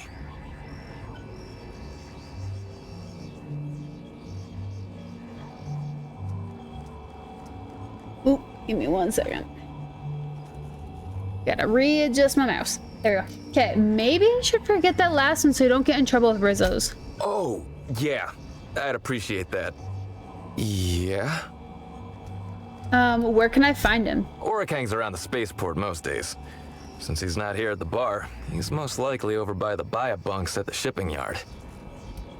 Thank you! It's one of my favorite cloak hoodies. I think this one came out 3 years ago. Like, they had this entire, they had this entire, like, crystal design that came out, like, a little while ago. I think it was 3 years ago. 2 or 3 years ago. But yeah, it's one of my favorites. Yeah. No, so it's like this like really cool like crystal pattern, whatever, on the sleeves and whatnot. Really cool. Tossball was, is, and always will be the greatest game in the universe. And I would give it up in a heartbeat. But I hit number 2, whatever that option was. So why'd you have the mascot pull that little stunt over the recording in Helen's room? I remember sending her the recording, but law, I was halfway to preserved by then. I don't know what was on it. When I realized what I'd done, I panicked. If I'd said something dumb, folks might think I was involved in her death. I was scared of looking suspicious. Dude, it'd be so much fun. It's like, I'm trying to come up with like a bunch of designs for like merch shop stuff. It was like, I have like a hollow design kind of thing, like basic designs, but it's like, I don't know, I want to come up with more. I want to come up with like, clothes for like people with like sensitive skin or like people who don't like like rough textures and whatnot, you know. But I don't know. I found the recording and there's nothing incriminating on it. You listened to it? What'd I say to Helen? Did I sound drunk? Sounded sad. You mainly said you loved her. Thank the architect. I hope she heard it. I don't want the last time she heard my voice to be when I was all angry at the orchards. I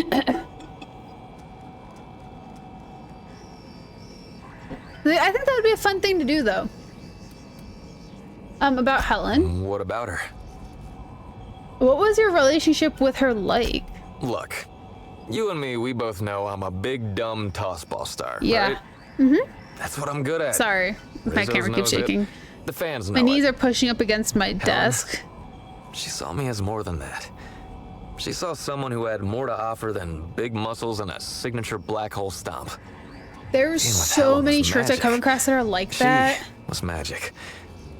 There ain't good enough words for something as special as what we had together.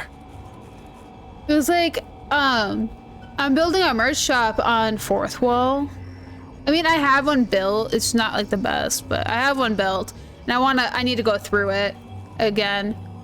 And like their clothing, pretty decent quality. The t-shirts are good quality. They're really soft, really smooth. I don't know about their hoodies yet, because I haven't gotten a hoodie yet. I really should. I kind of want to, but we'll see about that someday. It's like any merch I have, I want it to be decent quality, and I don't want it to be scratchy or itchy. So that is the last thing. I don't like stiff clothing. Like, I mean, I don't like stiff t-shirts. I love like stiff, heavy, like canvasy type hoodies. But like shirts, I hate when they're itchy. I want shirts to be soft and smooth. And I don't want them to like, if my skin's at all dry, I don't want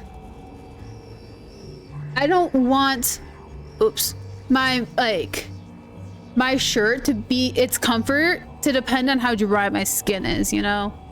But I don't know.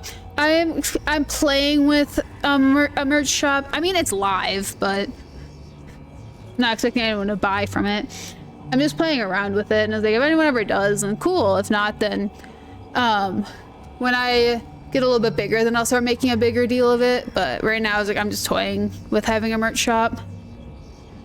But anyways, why did you guys break up? I wish I knew. Must have been something I did. At the picnic, Helen just kept saying she didn't want to drag me into her world. Maybe one of the higher-ups in motion pictures was giving her trouble over us? I don't know. I tried to understand, but I don't. Tell me, princess, when was the last time you were on a magic carpet ride? A whole new world. Oh, I'm sorry. I got Aladdin in my head now. That's how you know the ADHD is flying high. Did she have any enemies? Rival actresses, maybe? I don't know too much about the motion picture industry. Except for Helen's pictures, obviously. Those I probably know by heart. Seen them about 100 times each. Oh, that's kind of sweet, though. You were supporting your lady. Actually, let me ask you about something else. What do you want to know? Okay, not gonna lie, though, he may be an idiot, but he's a really nice guy to Helen. That's enough for now. Like, he may be a big dummy, but frick. Oh, look at that. That's her wearing one of her wigs. Oh, that's so cute.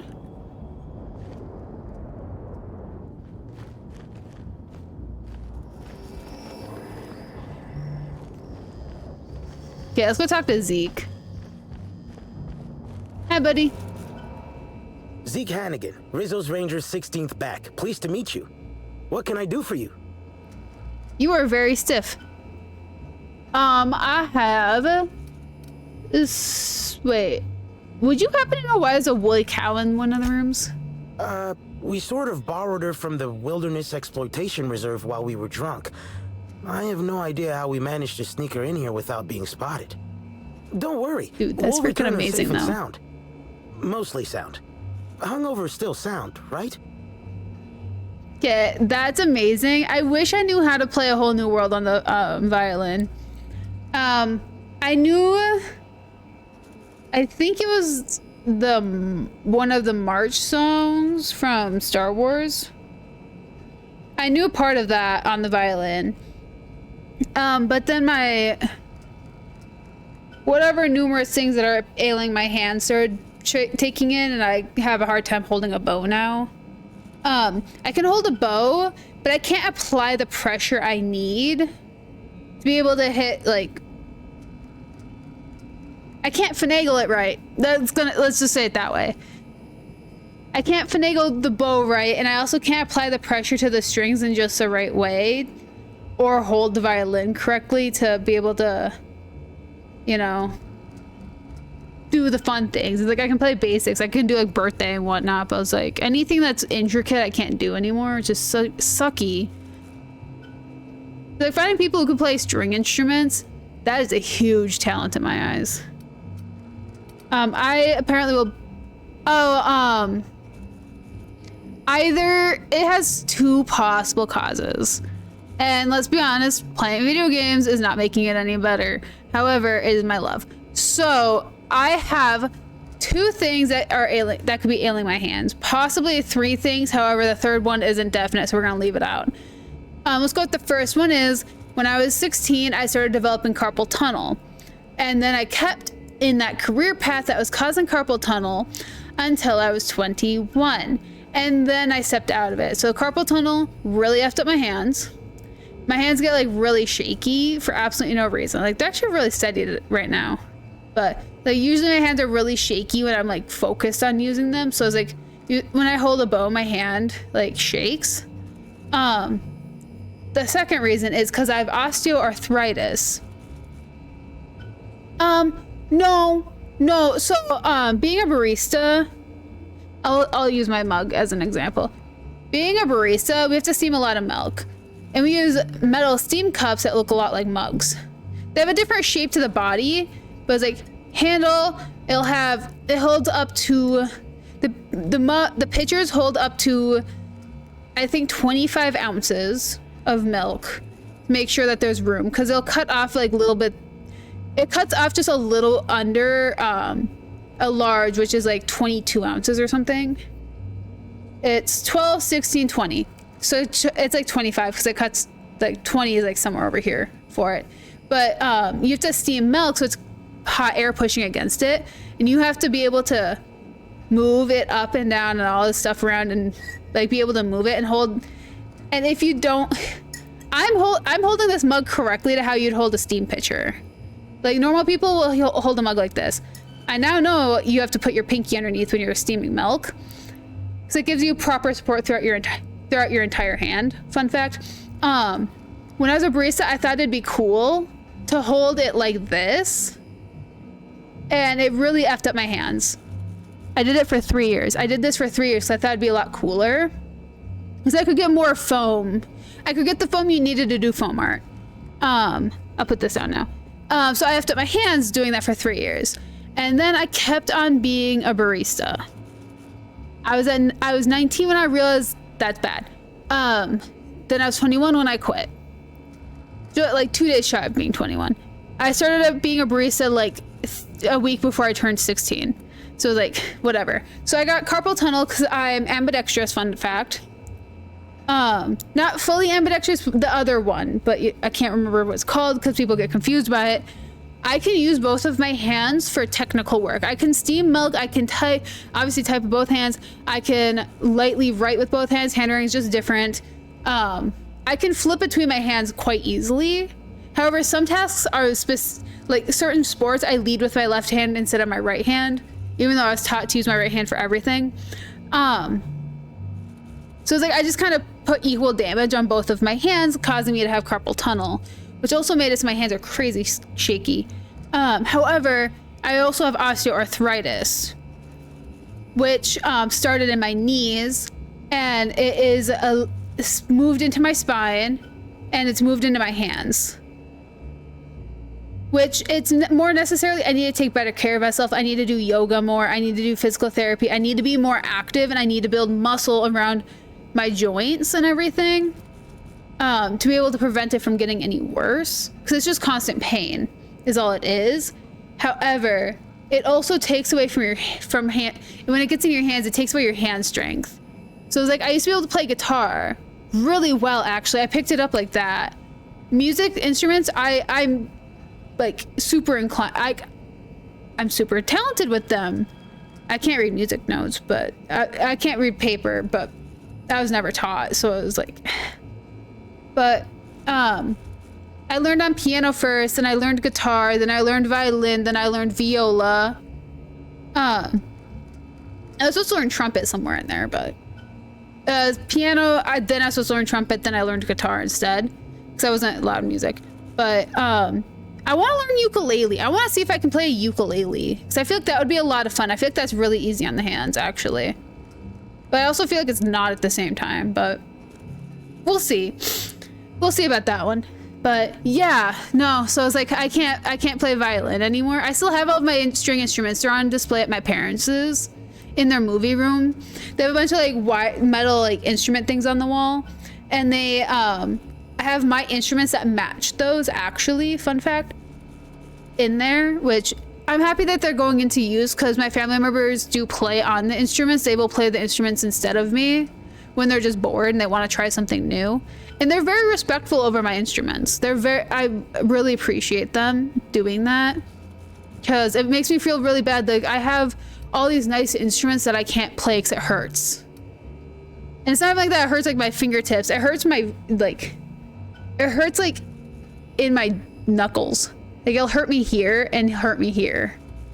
So it's like, it really sucks whenever I'm playing on a string instrument. Like, I can play piano just fine, because that's a keyboard. There's no force involved into it unless you get really into it. A grand piano, not as much force as it does to do like an F note on a guitar. Okay, it's a lot less force, which is really funny. But anywho, we'll get back to this. What brings the Rangers to Ariandos? Since it's the off-season, we're helping support the launch of Rizzo Spectrum Brown. Fun fact. Meet the fans, sign tossball cards, that sort of thing. How about you, fella? You after a signature? Nah, I think Dude, I bet it's like really awkward. Anyway, where was finger placing at that point? Just between you and me, Rizzo's ought to cancel the whole event out of respect for Cello Miss Helen. hurts. I don't own a cello. I tried playing with my cousins once. Holy frick, that hurt my hands. That hurt my fingers. That hurt my palm, and it hurt my wrist. Like, just the awkwardness of it. It was so weird. And like, they were laughing at me, like trying to like hold the bow, like decouple my hand in such a weird way. Yeah, it was like, I was like, because my hands don't work together very often. However, the force that I use in my hands usually match. So if I'm going light on one hand, I'm going light on the other, or I'm going really heavy on both. And I can't adjust force. I can change how the direction each hand moves. And they were laughing at me because of how I was holding the neck. It's like, I grabbed it and I was like holding it like this before I like played anything. They're like, stop choking it. I was like, what do you mean? It's like, tried holding it nicer and being like delicate on their cello, and I just couldn't do it. Like, being delicate hurt my hands so much. And like, the strings weren't even hurting the tips of my fingers. Like, at the time of me playing that, I was like, my hands had calluses from the guitar. Had like multiple different types of calluses from guitar. So like, my fingers weren't even hurting from like the strings. It was literally just me trying to have my hand in the right angle, being able to do stuff. Cause like, I kept wanting to do this, and like, no, you need to put your arm up. Like, you need to have your arm up. And I was like, it's hurting my shoulder, and like, this is hurting my hand, but then this is hurting my hand. And it was like, it was rough. It was an awful time. But yeah, no, it was like, the orchestra at my high school never let me touch the instruments. I only ever got to touch pianos in high school, so I had those all over the school. How long have you been with the Rangers? About half my life. You know, I was named third most profitable investment on 2 non-consecutive seasons. Ain't a lot of players who can make that claim. Except for the guys who came in first and second, I guess. I spent the last season injured and almost got sold to the Hephaestus Hammers. Really freaking but now I'm all hard. convalesced. Ready to lay into some Cleo darlings, you know? Really break some legs. I just appreciate being able to hear like beautiful instrumentals. Like someday I'm gonna have a record player and I just want to have like a bunch of records of orchestra music. I mean, obviously like, you know, pop music, like jazz, Frank Sinatra, James Dean, Ella Fitzgerald, you know, the classics. Get some modern day, but I want to have like a bunch of instrumentals so I could just have a record player going of just like cello music or basically orchestra music. Maybe like individual instruments, I don't know, but it's a goal. I want to live in a house that has like 50s vibes, but it's not gonna look 50s. I can tell you that right now, it won't look 50s. I had some questions about Halcyon and Helen's murder. Oh, you must be that inspector people have been talking about. Yeah, no, I was like, I can do it with this hand. I can do like the neck thing with this hand. However, I can't do the bow. Ow, my wrist actually is hurt. I can't do the bow with this hand. So what did you want to know? Which is really funny because like it's the only thing I've not been able to do with this hand. I can paint with this hand. I do abstract with this hand. I can't do abstract with this hand. I do nature scenes with this hand and abstract with this hand, which is really funny. But like I can't hold a bow. I can't hold the bow with this hand, and I don't know why I can't. Like I will start to play and I'll drop the bow. Like it'll just be immediate release. Like I triggered something. It's weird. Where were you at the time of the murder? I'm ashamed to admit it, but me and a couple of the other rangers spent the night in Constable Keen's cells down at the spaceport.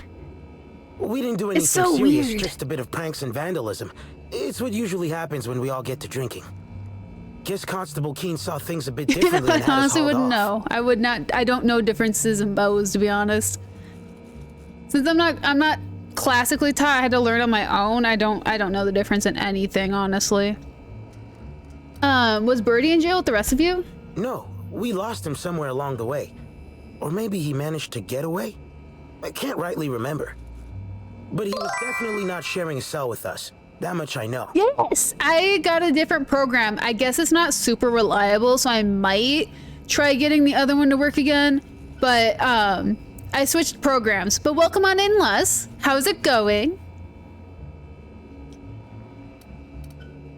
You guys should be able to turn it off if you guys don't want it on. However, I know most people do prefer to have subtitles. I do know that. But yeah. No, I got one to work. Tell me about Birdie and Helen. Oh, Birdie was mad about Helen. He was certifiable. The big galoot loved Helen about as much as he loved the game. Trouble is, Birdie was not blessed with an abundance of temper.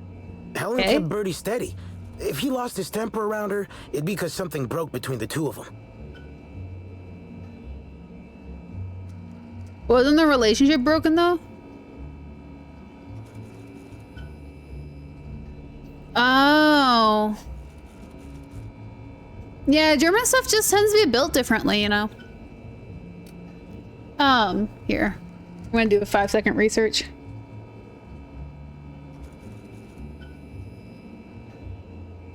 I wanna see what a French bow versus...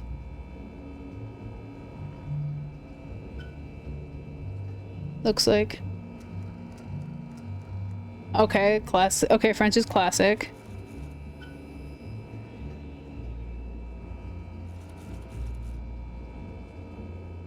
Oh, that's weird.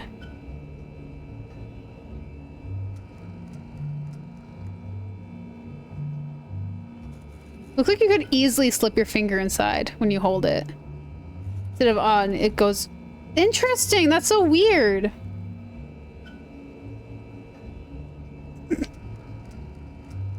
I'm sorry. Oh, frick. Oh! I was just looking at the nickname of it. Yes. Oh my gosh, no, it literally is. Oh, wow, okay. I'm really good at this deductive reasoning thing of like why the frog looks like that. Okay. The frog, the thing you hold. Okay, that's interesting actually. Do you think Birdie could have killed Helen? What? Law, no. Birdie's got a fierce temper, but there's no way he'd ever have laid a finger on Miss Helen. Yeah, I used to know the reason why it was called a frog. I don't remember anymore, but I do know it was called a frog. but it's like I usually called that the frog. To other people, I'd call it a grip, because for some reason it made sense. The people, if I called it a grip, but yeah, the frog. Because like, I don't have one here, but it's like frog. You'd like hold. You'd like hold it. There's like a dot that you like hold, right? Hold finger. And like German, you can like, your finger could fit in it because the E is so big. It's so funny. The frog's taller. They used to make it out of frogs. Yes. Yes. They used to make it out of ivory frogs is what they used to make it out of. Legend has it. Can you think of anyone who would want to kill Helen? Miss Helen was outspoken. She made her share of enemies on account of her expressing herself. Just between you and me. And that is why we don't see ivory frogs today. They went extinct. Honesty. Oh, wait, what? I heard rumors of the prophet never cared much for Helen's brand of blunt honesty. Oh, okay. But yeah. No, it's called a frog because they used to be made out of ivory frogs, but ivory frogs went extinct, so they had to use anything else. And I'm kidding, by the way. Yeah! Yeah! Oh yeah! No, this one is, this one is very interactable with the viewer. The one that I chose this time around. Either I need to see if I can make it more accurate to my microphone, or if there's a certain way I need to be speaking, or what, because I do like that you can move the subtitles around. However, I don't like that they're not very accurate. However, it might be me. It might be a me issue.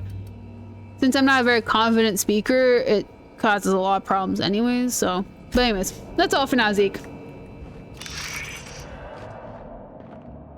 Yeah, no, you should be able to drag him around. Dude, why does everyone have a Health and Helen wig?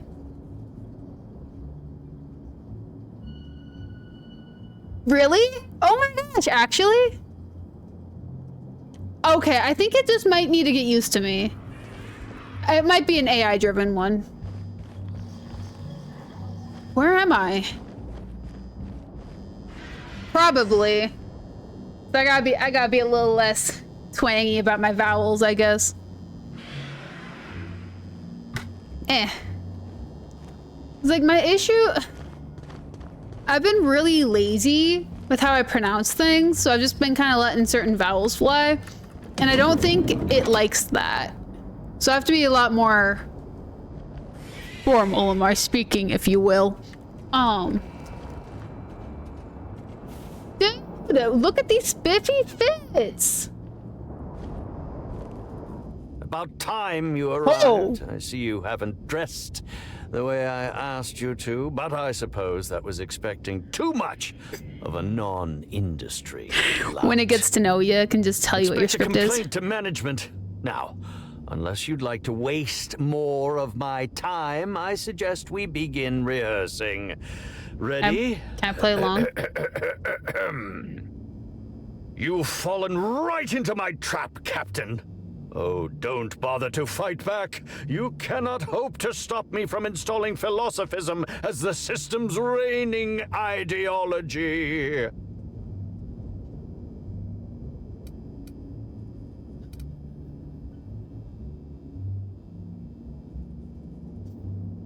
I can offer you something better than philosophism.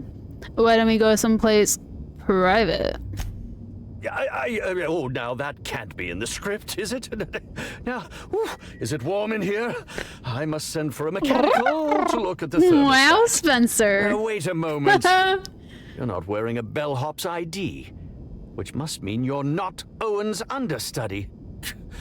That man can't even be relied upon to find his own replacement. Oh, no, this is curious indeed. Who are you, and how did you get in here? Name's Eriss. Maeve, ship captain. And yet you found your way to my humble hotel room. Yes, I did. Yes, I feel there's more of a reason for you to be here than you let on. I think I know, you cheeky little sprat. Now, what shall I sign first? Your weapon? Your wallet? Or perhaps something a little more personal? Undergarment signatures have been popular of late, or so I've heard. Oh my gosh. Fucking rude gesture. How about you sign this?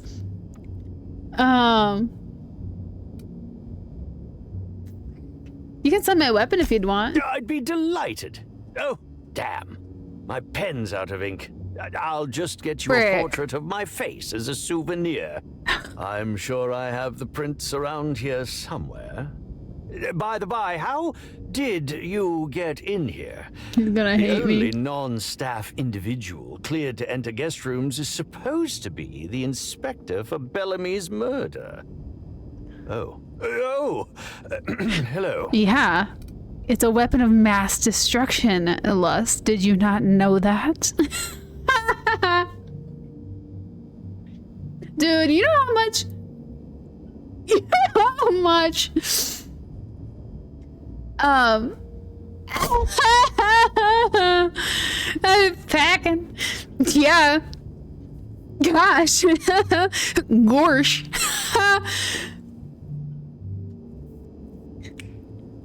Hello. Hi. Gorsh. Terribly sorry, Inspector. I didn't realize it was you. Understand that I am beyond willing to comply with your search for the fiend that did Bellamy in. You know, now that I look at you, you're the perfect reflection of me, back when I starred in the Marauder's Bane. The absolute picture of justice. Ugh. Ask me anything at all. Butt kissers. I might even give you a straight answer. I like space pirates more. Okay. Literally imagine the personality, dude. Imagine. Also, I think he'd look a lot better with like, because he has like the purple eyes. I think he'd look a lot better with like the gold base, you know? Who are you exactly? I'm sure you're joking. Perhaps I'm not in my prime, but you've no doubt seen the name Spencer Woolrich on many a serial advertisement throughout your I don't watch TV, dude. Oh, sure. You were that guy in that one serial. Come now, I'm sure I would have made more of an impression than that. Could I have really fallen so far? Watch TV, dude. Times? You're preaching to the wrong Did you choir. ever see me in The Masked Marketeer? The Busker of Byzantium? What about episodes 13 and 190 of Princess of Hephaestus? And who could forget From Halcyon with Love? I was great in that movie. Yeah. Even if I was starring beside a 2-ton bucket of bolts and a woman with no talent. Perhaps if he wasn't a serial advertisement, I would know better. Busker of Byzantium. Helen wrote a B to implicate her killer before she died. I think that's a bit of a stretch, don't you? If you're going to come after me, I expect evidence. Unless you want to be smacked with litigation. Smacked! Hey, I heard you were poisoned. Indeed. The agonizing bowel pain was most undignifying. While I've certainly had no shortage of inadequate hotel meals, this was most explicitly pronounced. I suspect poison. And who would be most likely to poison me but Chef Anwar? Oh, we've clashed almost non-stop about his slop preparation. He must have tainted my meal in retaliation. It spit in your meal. According to the coroner, Helen was also poisoned. How alarming! Whoever targeted her was certainly targeting me. I can only thank my ironclad constitution that I'm standing here before you. Or you sampled the poison.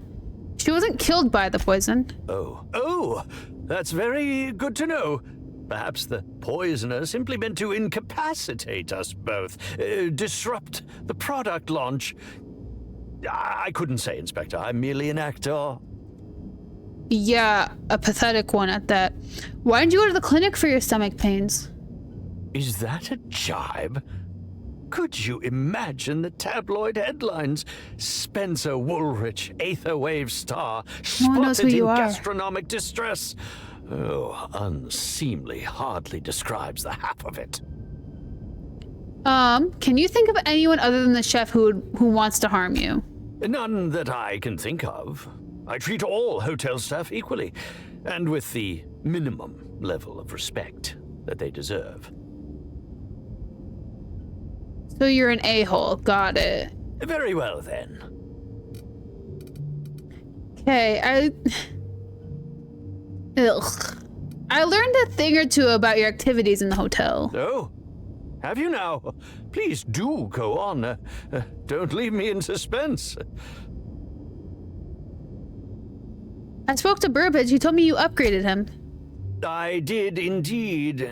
With Halcyon Helen parading her fame about, I was left without an acting partner. Burbage is no exception. His acting protocols were nothing short of a joke. So I decided to make some modifications. Ew. Installing him with some of my old serial quotes as, I think, improved his range. The way he bungled about with that weapon of his hardly befitted a dissident, so I modified it as well. He's much quicker on the draw now, though he's still a machine. I got my eye on you, Mike Wazowski. Breathlessly watched. I'd like to ask you about the murder. Certainly, but one quick question before we begin, if I may. How was it that Bellamy met her end?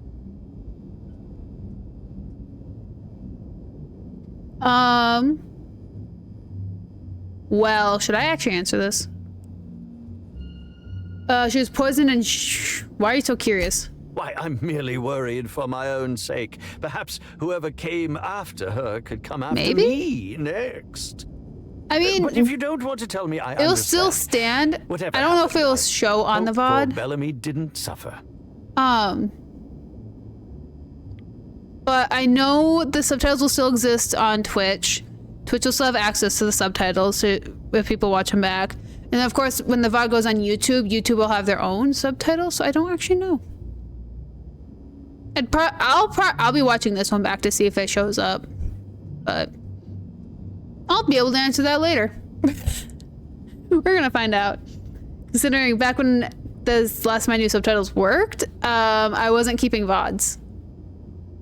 So I don't actually know. What were you up to at the time of the murder? I was meditating, of course. What did you get murdered? That's how I get into character. Got anybody to corroborate that? Respectfully, Inspector, it is rather counterproductive to commune with others while meditating. You were meditating? Really? All actors have their methods, and this has been mine ever since I met that wonderful prophet Yeah, of you also got his profitability. buccal fat removed. She taught me it for my role in The Unemployed Cometh. I had to lie face down on artificially heated pavement. The director wanted our suffering to be convincing. Trying to give himself that permanent being able to smolder. leave my body helped to mitigate the pain, You know? both during the 8-hour shoot and with the second-degree burns afterwards. I owe that woman much.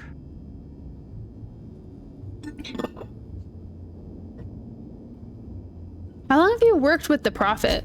Yeah, actually, only since I've been at the Colonial. The Unemployed Cometh was shot on site. That makes it, a few weeks. I cannot recommend her services enough. If you haven't been to see her yet, you really should. Okay, well, back to my other questions. I'll answer whatever you wish. Did you know her well? Bellamy has been my co-star throughout the autumn of my career. I should like to think I knew her.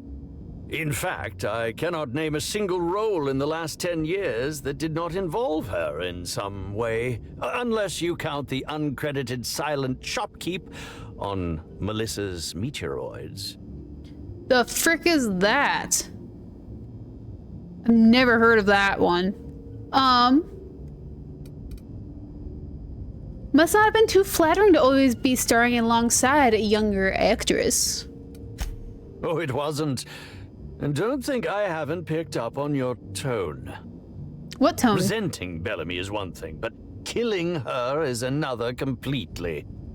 It's also beneath me.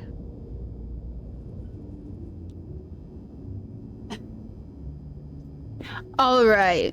Speaking theoretically, how would you have killed the victim? Oh, come now, Inspector. What do you take me for? I'm an old man. I neither have the time nor the willpower to kill people for fun. Besides, I have my reputation to think of. That wasn't an answer. Enough about that. Back to my other questions. I suppose that is enough on that grim subject. Oh, we're not done with grim subjects.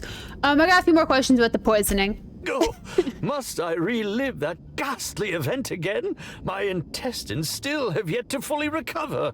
But I suppose we may discuss it further. Yes, I guess we won't, actually. I'm done with that. Very well, then.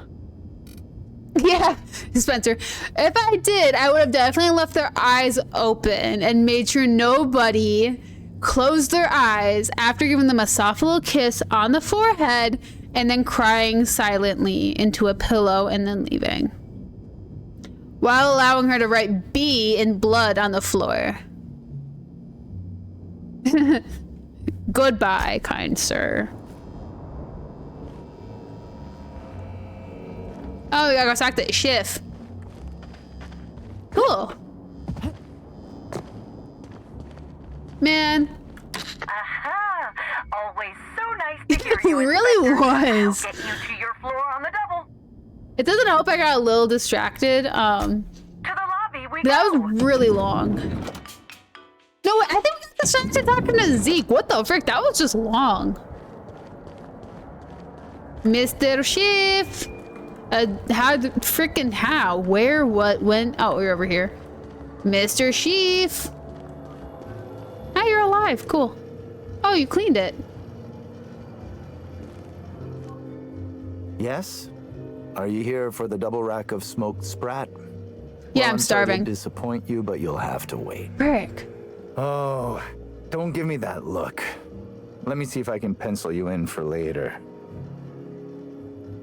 Actually, what am I saying? I can't do that. I'm booked for the next month. You'll have to make a reservation. Well, unfortunately, mother fricker, you won't have anything else to do for a month and a half because your hotel's getting shut down. What are you talking about? Why are you talking about food? Don't you care about the crime that just occurred? Crime or no crime, I must keep my head on my work. One does not simply become the head chef in all of Eridanos by fretting over irrelevant happenings.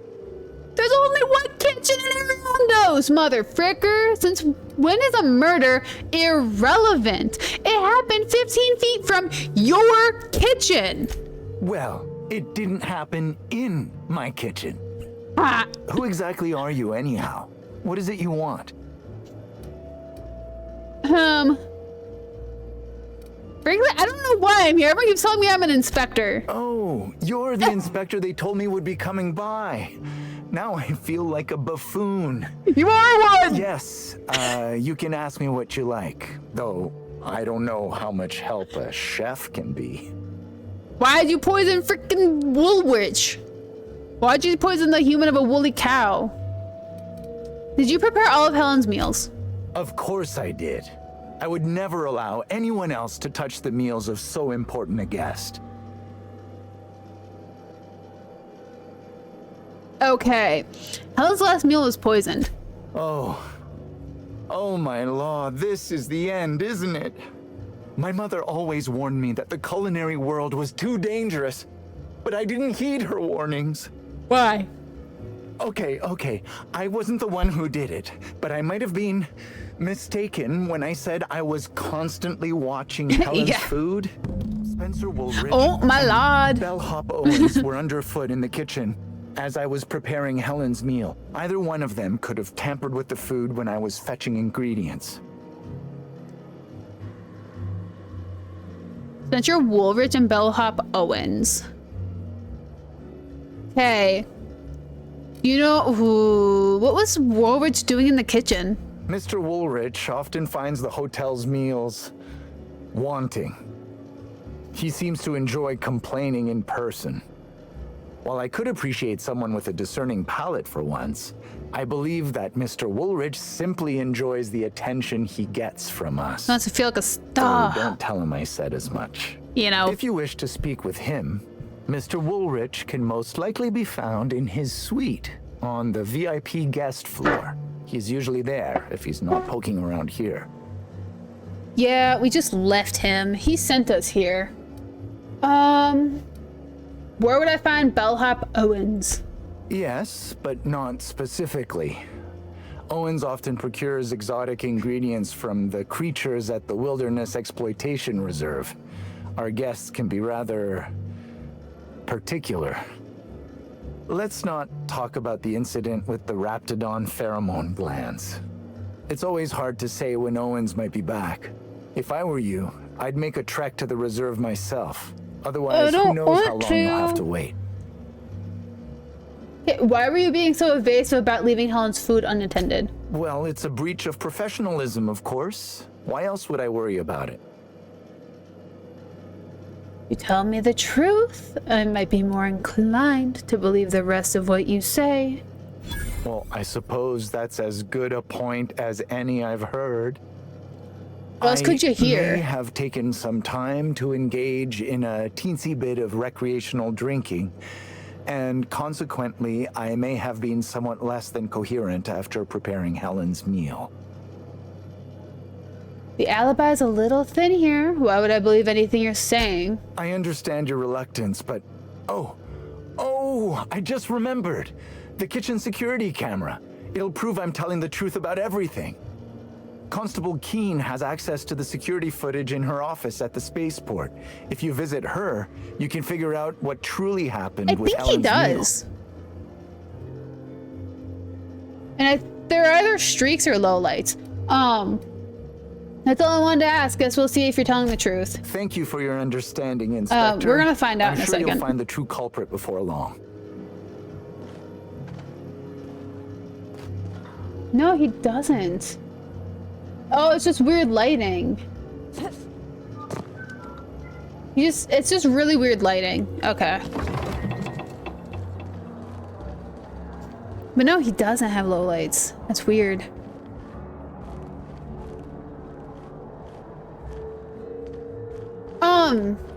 I actually do think there is something like that. The taller the chef's hat, the more experience they have, is what I think it is. Like, he's head chef, so he gets the tallest hat in the kitchen. However, he has the only hat in the kitchen. Like, there's like some chefs that wear basically like the scrub caps, something like the bandana wraps, the bandanas basically, if they're newer. But yeah, it's like the more experience you get, the taller your hat gets. You know? That's why Doug Dimmadome's the best cook known to man.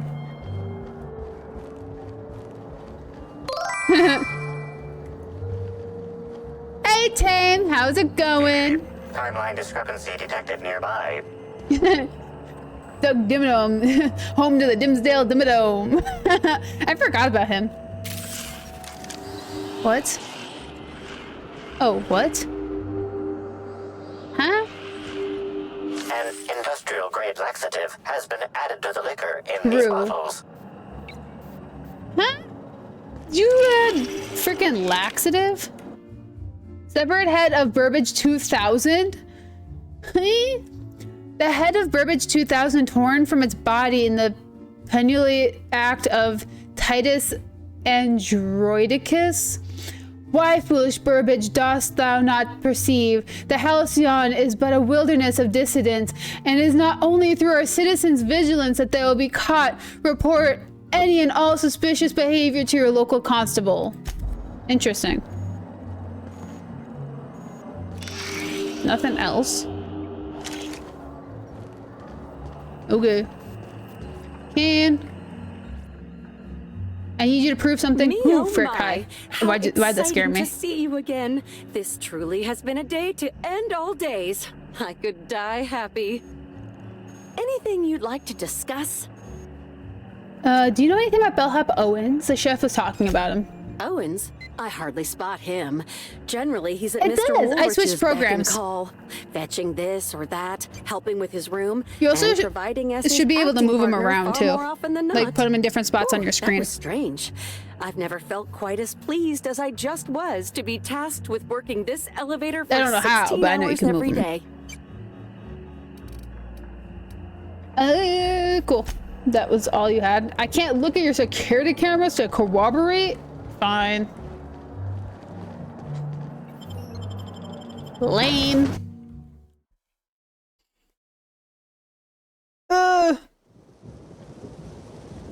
Dude. The freaking, oh my gosh. There's a song, there's a couple of, there's a, oh frick. Wait, I gotta grace our Discord with something real quick. There's a song that's like the Doug Dimmadome Jam or something. Doug Dim Dome Jam remix. 10 hours. Oh frick, is it actually?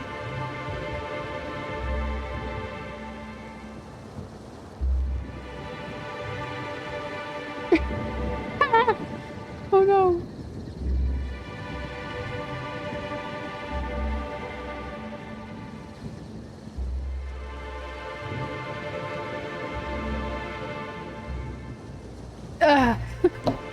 Anyways, I'll grace it on our Discord after stream, because there's this entire there's a bunch of remixes. So I have a story actually before I ever place this on our Discord. But so a couple of years ago, I remember getting woken up by my sister in the middle of the night, and she was looking at me, eyes freaking bloodshot. She had the dopiest grin on her face. And she just told me, and she's like, hey, I have something I need to show you. And then proceeds to open up my YouTube, not like hers, not her own YouTube account. Opens up my YouTube, types in the song video, the video's name. There's a second one of me, yeah. I'm not the original here either. She types in the name of the song. And in a sense, finds it at 3 hours and 27 minutes already. And she sat there, she's like, holy frick. And she's like, I was watching it on the TV. She said, I must have fallen asleep to it. And then turned it, and then clicked on the video again. It started right where it was from. And she goes, oh wait. She's like, no, I didn't fall asleep. And proceeded to watch it for 47 more minutes. Because it was a 10-hour video of this. Freaking, I mean, she's having a great time in her life. You know? It cracks me up that that was even a possibility. To even, like, there was a Jellyfish remix. Oops, sorry. That she did that too.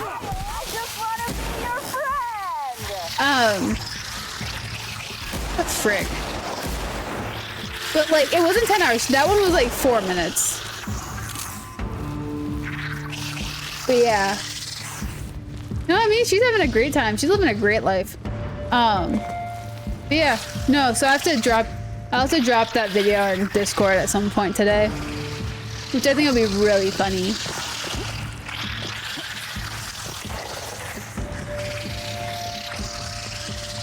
What was it? I really want to find it now.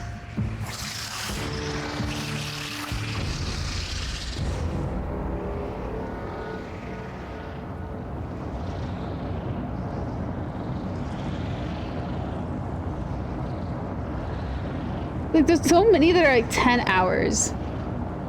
And like, I don't know if I want to find the 10-hour one. But like, it was really funny.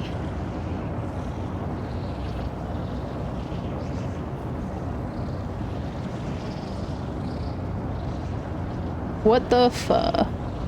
Wait. Wait a minute, I think I just found something super trapped, actually.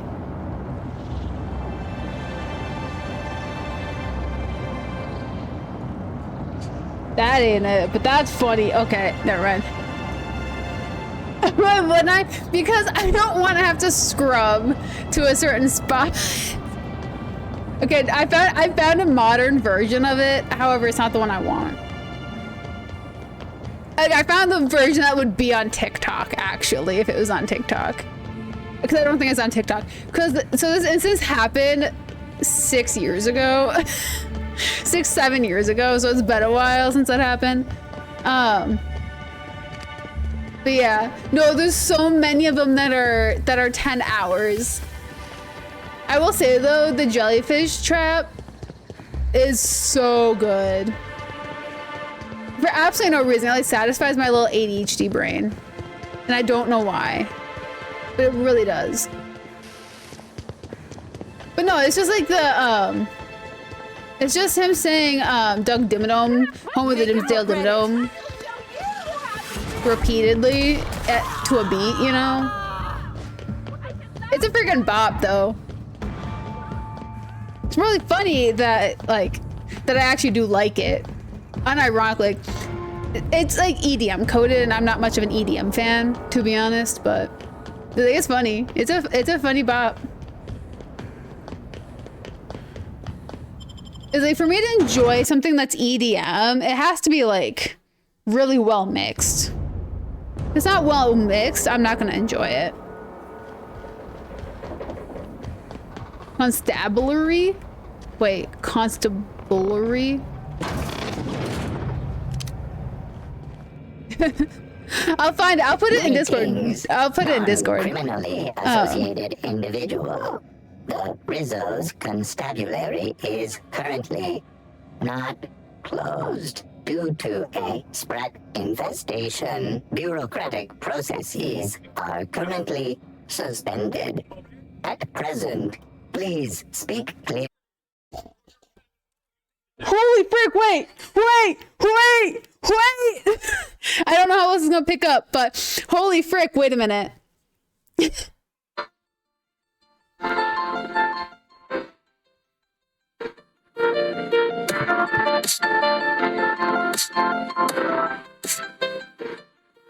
Oh, that's sick. This is Dale Dimmadome. Thank you for locating my long-lost son, Dale Dimmadome, here to the Disdale Dimmadome Fortune. If there's anything I can ever do to repay you for your kindness, all you need to do is ask. Right, Doug Dimmadome, owner of the Disdale Dimmadome.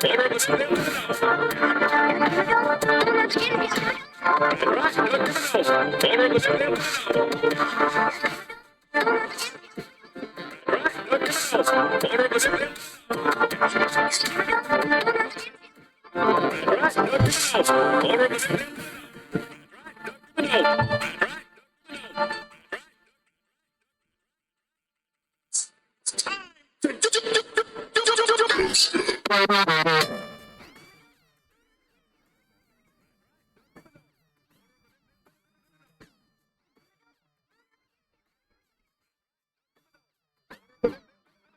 Oh my gosh. Anyways, yeah, no, I'm putting that in Discord. Holy frick. I forgot it was called that. I thought that was a joke. I thought it was a joke. I'm putting this in Discord right now. Oh my gosh. It's Dimmadubstep. I I remembered it being that name. It's good in general, but freaking Dimma Dubstep. That's not the exact video, of course, because like Early into this but holy frick, I found it. It's in general chat now, but oh my gosh. It's like, I remember that being the name, but I thought that was a made-up thing I came up with because it was so, like, weird. Obviously, that's not the exact video I found, but... Because the one I found was, like... well, that's not the exact one, but that is the song. That's the song. So the one I had was 10 hours long. 10 hours long.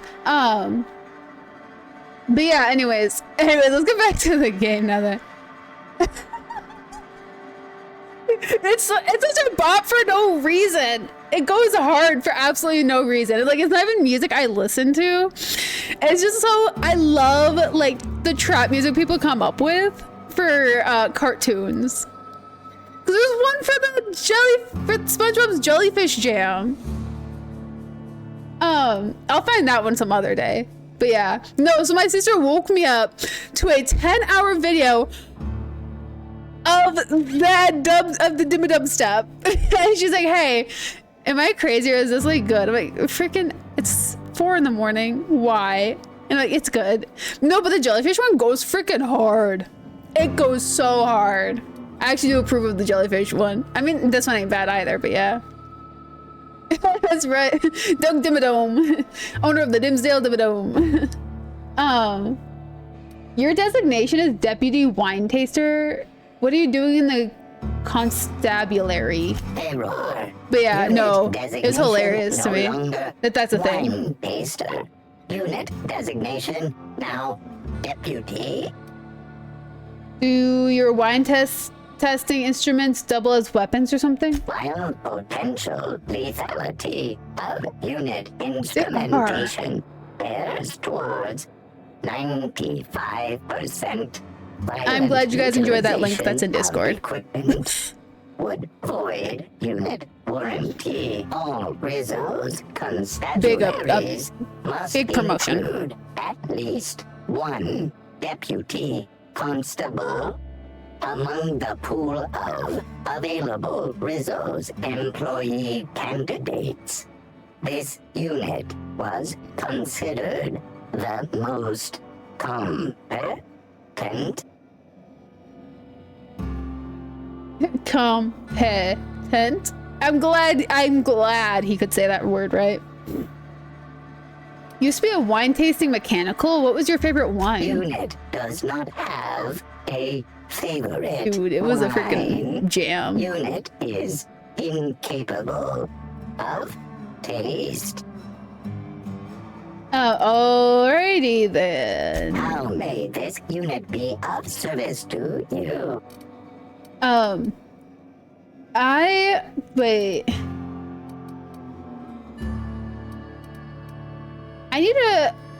Did you say something about a,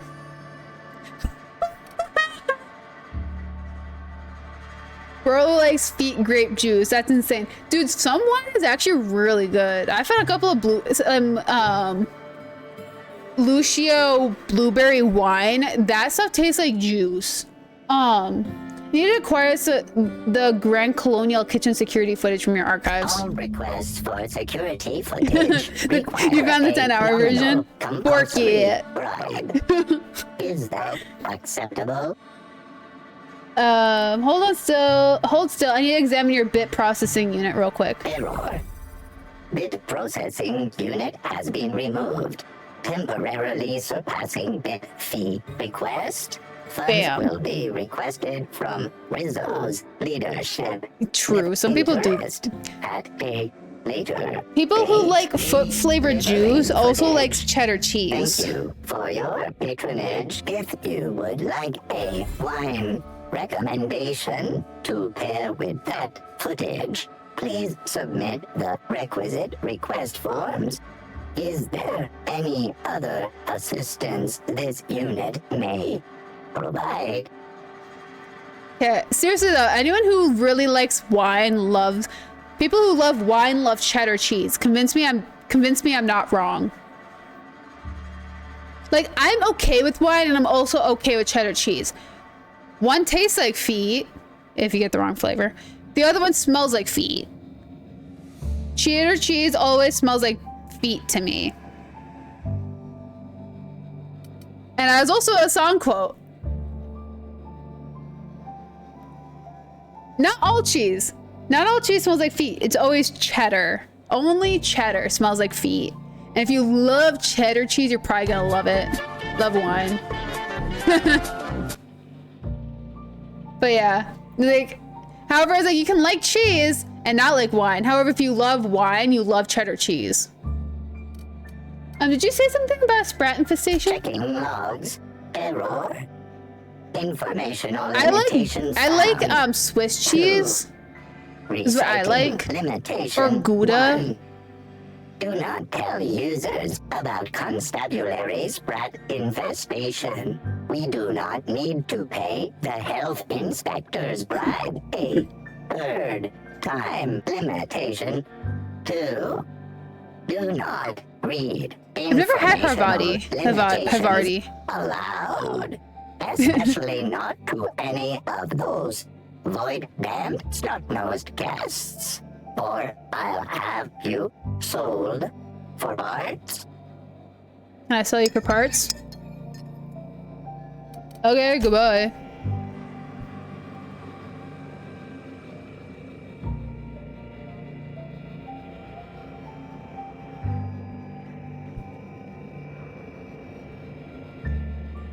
I'll have to try it. Next time I'm at a store where I can buy cheese, I will definitely have to try it.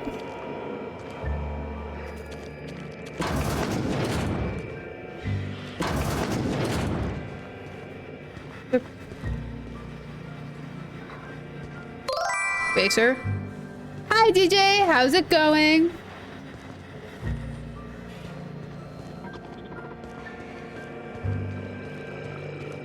I will definitely have to. I am missing some cheese. What? The fuck? Huh? Timeline discrepancy detected nearby. An aberration in the expected I'm just really picky and I go to specialty shops. Behold. It's also because I live in a small town, so we have specialty shops. Of the Eriss atmospheric complex. No signs of life detected. Maria Keene is survived by no known relatives.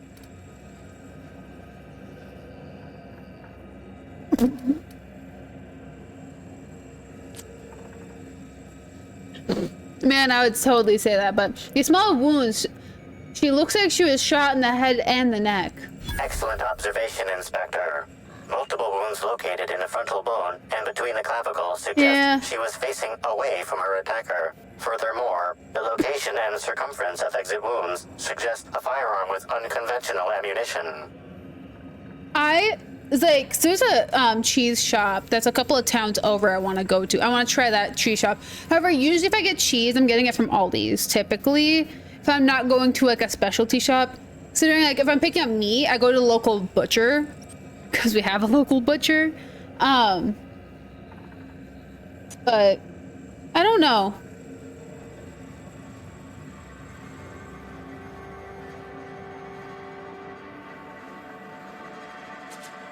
I was sick.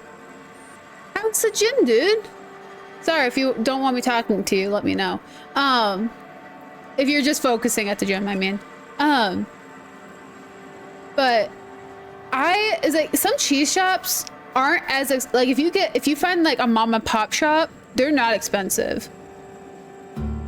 My favorite crystal is the smoky quartz. But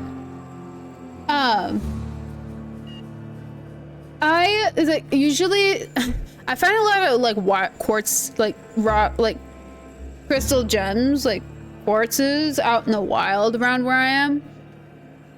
But like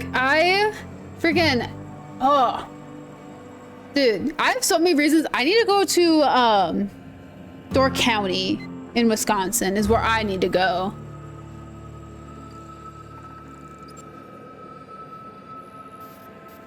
Dude, I love, well, so smoky quartz isn't, it's a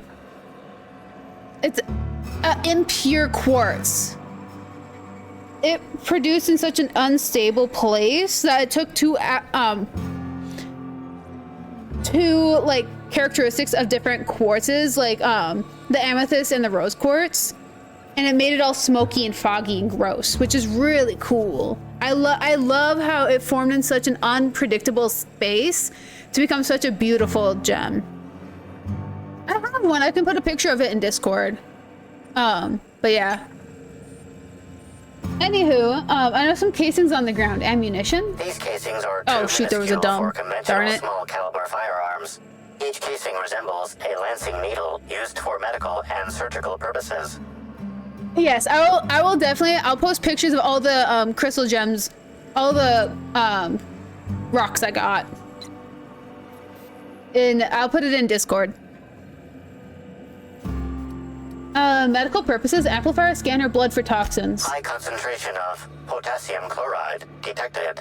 Trace amounts of neurotoxin detected.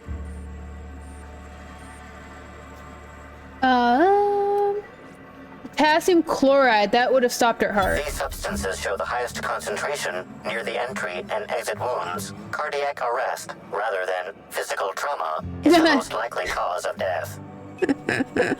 Yes, I don't have wine in my house, so it's like you're not gonna get wine from me. I will definitely put rock pictures in Discord though. I got a few. There's some that I don't know what they are, but yeah, I want to like go down underground and like mine quartz, but there's not. I don't actually drink alcohol unless I'm social drinking. Actually, it's part of my some of my autoimmune thing is that I can't synthesize alcohol very well, so instead I get ill. Basically, it appears as if I have an alcohol allergy, which is really fun. I say sarcastically. So I don't drink very often. There's no alcohol in my house. Like, I don't have anything to put alcohol in. I don't keep alcohol in my home at all. The only time I'm ever drinking is if I went to the local brewery or went to my parents'. So, or when I was with our friends. But yeah. Freaking, I got drunk once and it was to celebrate my 21st birthday. And I don't even think I made it to drunk. I think I made it to tipsy. And then I played BioShock for an hour. And then that was the end of that. But yeah. So I was like, it's not worth it. It really isn't. Anyways, and Flower, make a note. Find whoever did this and make them pay. Your memo has been noted. But yeah. This unit has been programmed so like, I don't drink. During moments of emotional strain. Banter protocol activated. We'll find this brat bastards responsible. I don't punish people who do drink. It's just I don't succumb to peer pressure when it comes to that kind of stuff because like I don't feel like getting sick. Like I have to like take like a month's worth of vitamins and like prep my entire immune system to drink like a drink or two. So I was like, it's a lot of effort for me to drink. Hi, buddy. You're cute though. Okay, what are we doing? Spencer Woolrich.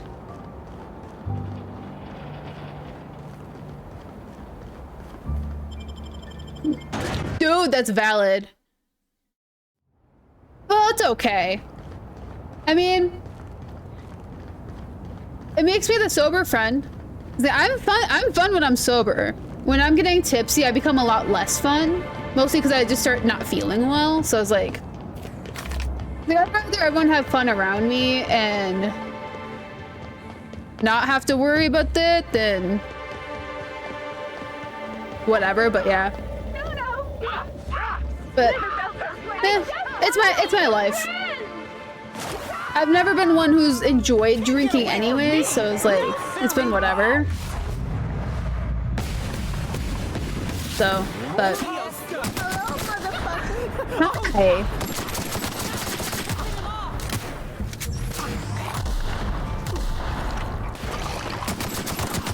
Yeah, that my body reacts to recently legalized drinks a lot better than alcohol, so it's like a, but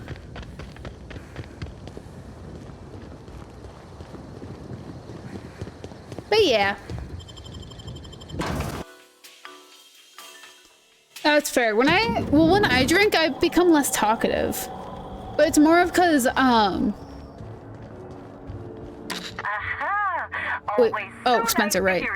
But that's mostly because I have a harder time understanding people when I drink, so it's like, I have to like... Do love, not alcohol. Do love. Yeah, sure. I have a hard time understanding people when I'm drinking, so it like, I talk less. Just joking. I've already got one. But yeah.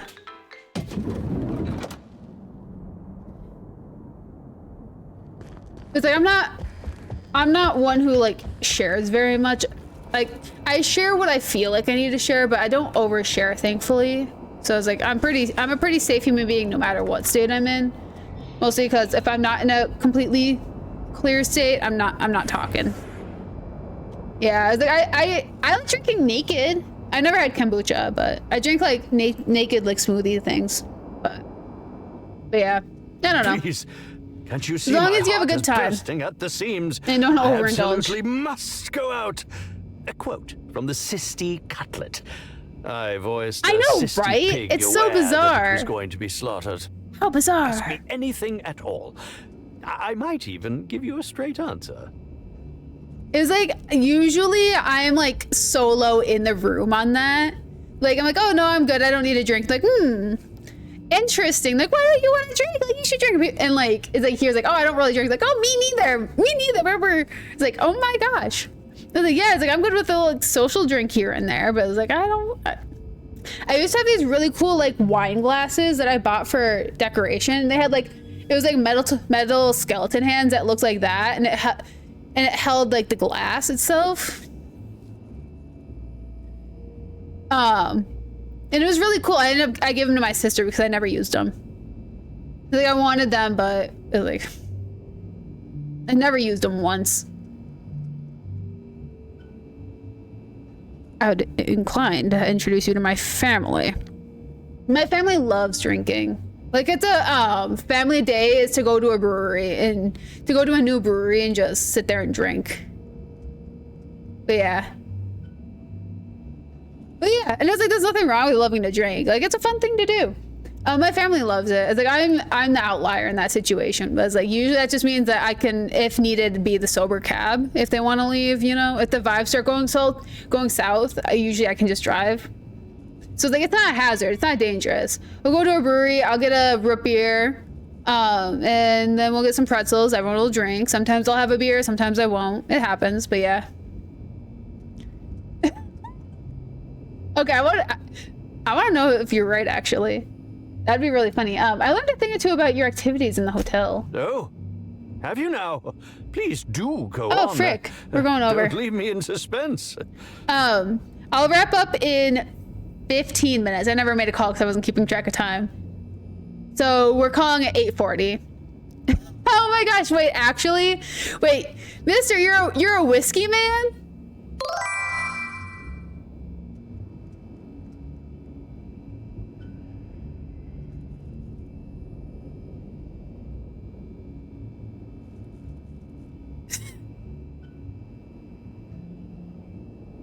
Man, I found a bottle of tainted liquor. Might have had something to do with your poisoning. That, yes. Yes. I distinctly recall ordering an alcoholic beverage. Well, it's not a problem for me. I like driving. This hotel. That's why I live in the middle of nowhere, actually. New meaning to the phrase rotgut. Management shall receive the complaint to end all complaints. Dude, I hate vodka. For how little I do drink, I do have strong preferences in what I drink. It all depends on the time of year, to be honest. But I actually don't mind being the sober cab. I would rather be the sober cab than have them trying to drive drunk just because they do not feel safe somewhere. But also I do like driving, so it's pretty fun. But it's like I'm usually a fruity kind of person. Heck yeah, brother. Dude, seriously though, I was like, I have to drive 2 hours if I want to go see anybody, except for my parents. So I was like, It's like 2 hours? I was like, frick yeah, I got me a podcast, I got me some farms. We're gonna have a great time, my dude. I love driving, I really do. So quick question. What was it you wanted the tearaway bile gland? What? That damned bellhop promised discretion. Well, if you must know, it's my family. It's not like friends do that. It's literally just my family. Like my parents will do it sometimes. So lithe. Terror ray glands keep me from feeling hunger pangs. Oh, that's so weird. Wait, vodka? Oh wait, I remember hearing something about that. Like it's a small amount of vodka that helps distill it. That's so weird. How the frick do I... Here, my earbud fell off. That's so weird. But yeah, no, I like driving around seeing all the environment and everything. I have security footage of you tampering with Helen's last meal. Tampering? No. I just happened to be passing through the kitchen and saw a dish that looked good. If being hungry is a crime, you better indict 3/4 of Halcyon. If the tearaway gland was an appetite suppressant, you wouldn't be hungry if you took it. Oh, well, maybe I just wanted to see what was in it. Oh, law. What a pathetic defense. Yeah. As it so happens, I may not have had the tearaway gland acquired for personal use. I may have placed it in Bellamy's meal. But before you indict me, please, just listen. I wasn't trying to He got kill back into her. a hard corner. Talk. I will. Now. Terror ray glands aren't supposed to be lethally poisonous. I think we just found the killer, They're guys. supposed to cause extreme lethargy, as if you'd inhaled several quarts of I think he does Spectrum look like one, so I vodka. mean. She would have had to eat 6 or 7 of the glands to die, and even then, it would be an extended, arduous process. Yeah, you really seem like a toxicologist. Maybe you played one on the ether wave. No, really, you must listen. I wasn't trying to kill Bellamy. Trying? I only wanted her to be incapacitated during the Brown unveiling. With her out of commission, the next available celebrity, myself, would get to host the unveiling. Please think twice about telling the administrator of my misdeeds. If he learns the truth, what's left of my career will be left in shambles. Okay. What would you want me to say instead? Tell him it was a poisonous mushroom or a bite from some poisonous insect. Literally. An accident. I promise I shall make up for my actions. Pay to erect a statue You don't have in money. Helen's honor, or perhaps even dedicate a performance to her memory. I only want to incapacitate her while I murdered her. Bro, seriously. I'll keep you in suspense. It's more fun that way. My law, if you aren't a sadist. If I have a coronary before you make your decision, I will do my utmost to haunt you. Do it. I dare you, mother fricker. Okay, we gotta go check some logs. Wanna see. Do you got logs in here, buddy? No? Frick. Okay, we're gonna go talk to the dude. To see if we can get another lead. Cause we have what... We don't have how she died, we just have that she was fed poisonous. Okay, bring me to my penthouse. Okay, so we have that he fed her the gland, but we don't know who shot her. Inspector, I've just received word that Constable Keene is dead.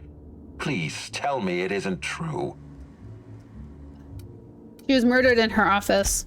Halcyon Helen, Leora Blossom, Maria Keene. There's a murderer on the loose, Inspector. You And I'm afraid they're an stop idiot. them. I don't have Maria to count on anymore, so I'm counting on you. Whoever murdered her used the needler. The needler was among Helen's belongings. Whoever stole it must have been able to slip in and out of the hotel. Maria was my sole representative in Cedric's territory. Yeah, there's hotel consequences. staff is on his payroll. Any one of them could have killed her on his behalf. So, if you get things wrong, it is held against you throughout the game. So, let's go back to all the way to the beginning. We're gonna snooze this. Go back all the way to the beginning, and we have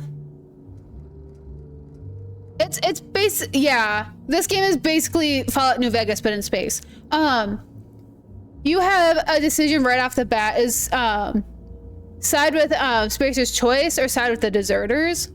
Whichever choice you take will affect you in other planets and how you work with the corporates. Like if you side with Spacer's choice, corporates they'll be nothing to you. Basically, they won't hate you, they won't like you. They'll work with you. But if you side with the deserters, it will be brought up that you are the reason Edgewater failed. They will bring it up to you all of the freaking time. Like your decisions won't just end on that planet. It won't just be the end at that point. It's carried throughout the entire story. And I was like, I want to know, because I got fired from Sublight. And I've always gotten fired from Sublight because I've never been able to kill the scientist. I want to know at some point what happens if I didn't get fired from Sublight. Like, would I be seen as an employee to all these people? Or if I'd be seen the same? Because I've never been able to make it here without getting fired. But yeah, no, it's like, I like when they carry it along. Like, you made that decision, now you get to sit in it. I really do like that. Was she important to you? Maria devoted her entire life Also, to we'll be our wrapping vision. up in like 7 minutes, by the way. She was absolutely committed to our company, to our project.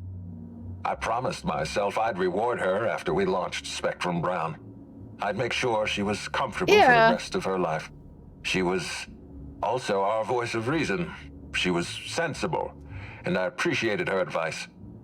I never got to tell her that. Well, and the fun thing is that not all conversations have outcomes that affect you. Like, it's super hit or miss what's gonna be permanent. Like, obviously none of this does. Like, if there's a check, there is probably an outcome that can affect you. Typically, is what I've noticed, at least. Let's change the topic. What can I do for you? I've completed my investigation in Helen's poisoning. Excellent. I trust you have a name for our poisoner. Spencer confessed to it. Oh, I am disappointed. Sure am. I'd always believed Mr. Woolrich a man of high character. It pains me to order the arrest and detention of someone I admired. Of course you did. I'd like you to continue investigating Helen's murder. You've found the poisoner, but her killer remains at large. True. Okay. Let's move on. Okay. So we got 5 minutes before I'm wrapping up. Yeah. Well, it's like, funny enough, is like I use that, like, the changes, the decisions to be able to replay the games is what I do, which is really nice.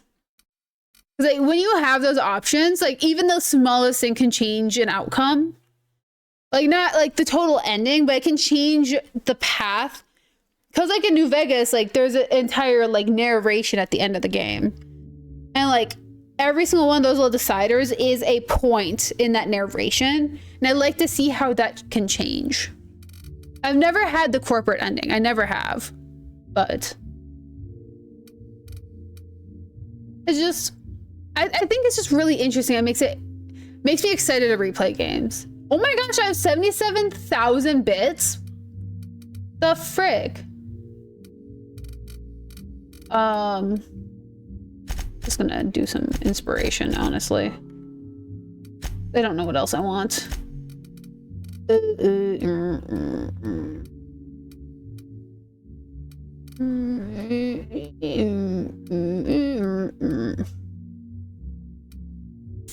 Sick. Okay, I'll do that.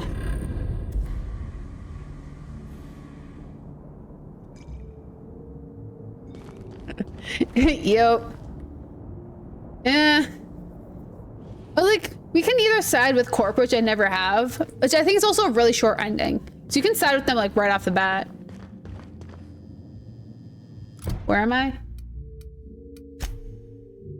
Name the murder if you're ready. I don't know. I'm not ready. I am not. It's on my list, but I don't know if is it worth playing. So nice to hear you, Inspector. I'll get you to your floor on the double. Like, no, I didn't play it. I saw it when it first came out and how glitchy it was. Like, I don't know I actually don't know the game at all. To the lobby, be able to even say if I'd want to play it or not. That's a game where I'm incredibly blind on. Has it all been fixed? I'm actually painfully blind when it comes to that game.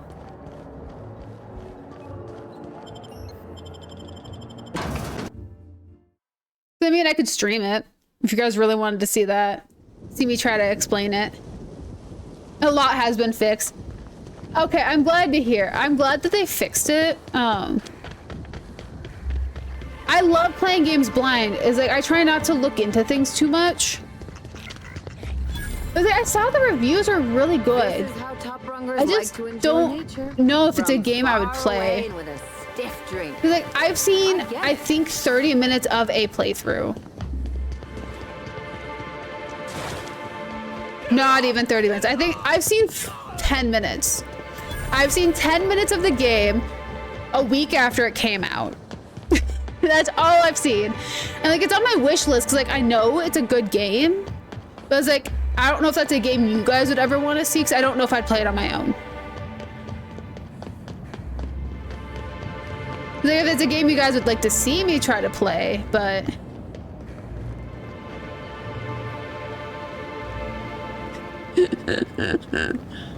I mean, I like the idea of Outlast, of how it was explained to me. Again, never played Outlast, but I think Outlast could be a really cool game. This is already making my eyes hurt. Dude, this place is sick, but we're gonna leave that for next time. But I mean, we could do Cyberpunk for the next game until, unless you guys want me to stream Avowed. If not, I'm just gonna record it on YouTube regardless. But I mean, I could stream Cyberpunk at some point. It is on my list anyways. But anywho, I'm gonna call our gameplay here. I went over a little bit because I lost track of time. I had my water bottle blocking my clock, so I wasn't checking. Whoopsies. But anywho, so it is now time. So I'm gonna save and we're gonna switch over to chit chat for a little bit because I'm enjoying this.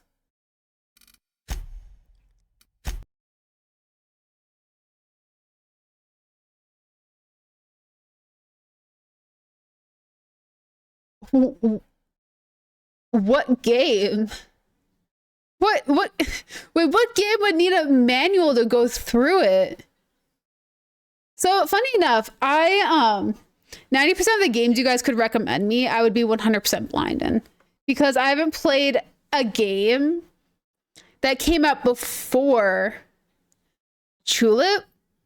Wait, why does that sound familiar? I know I didn't play it.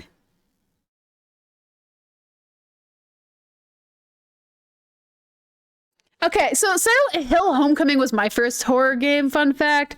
And I never played another Silent Hill game ever again. Well, I shouldn't say never played.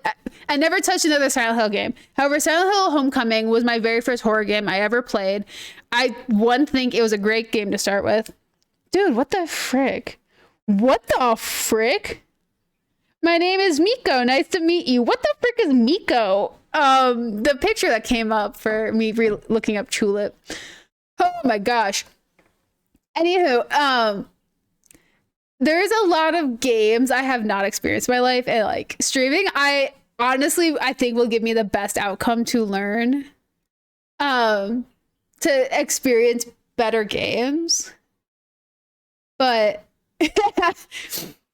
I remember there was this achievement in Silent Hill Homecoming, and it was honor thy mother, kill thy father, and then there was the opposite, which was honor thy father, kill thy mother. And oh my gosh, you would get, because like the father was like down in like a crypt or something, and the mom was in an apartment building, or it was vice versa. I remember one was in a crypt and one was in an apartment building. I think the mother was in an apartment building. And like they would tell you the most gut-wrenching story and why they're not together and why they need you to take them out and kill the other person. And it was so, oh frick. I was like 8. I was 8 years old hearing this. I was like, oh my gosh. Dying Light.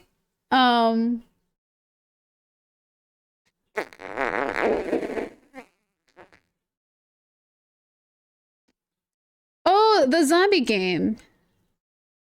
I'm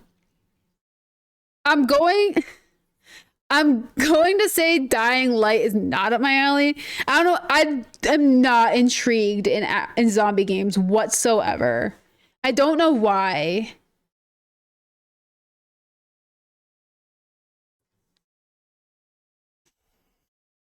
I was 8.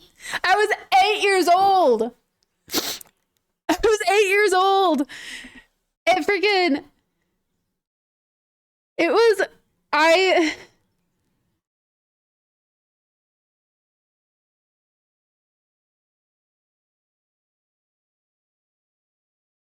think I was 8. Yeah. No, I was 9. I was 9 playing this. I was 9. I just turned 9 playing Silent Hill Homecoming. Because I played it right after it came out. It came out September 30th, 2008. I was 9 years old playing this stupid freaking game. It wasn't stupid. It was an amazing game. Like, I don't think I could ever... that game terrifies me to this day, actually. Silent Hill is a scary freaking game to me. I don't think I could ever play that again. 9-year-old... Bro fist.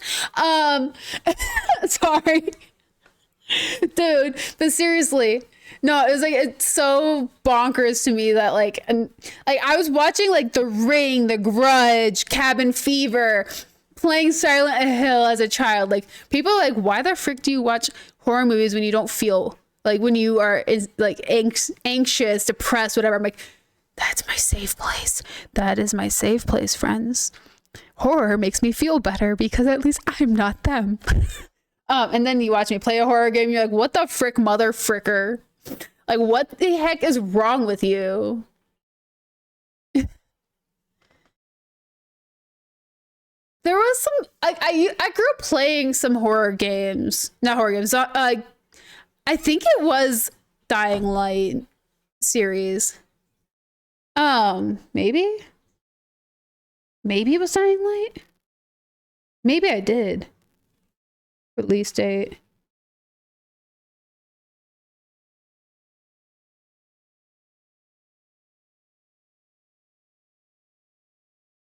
No, well, I mean, yeah. But no, that's not the one I'm thinking about. I watched a sibling play it. Yeah, no, I'm thinking about a similar one.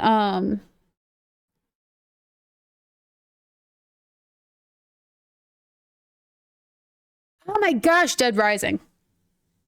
The Dead Rising games. Those. I played those. Is what I played. Specifically Dead Rising. Like, you're in the mall, like, clearing out zombies, trying to rescue people. That's what I played growing up.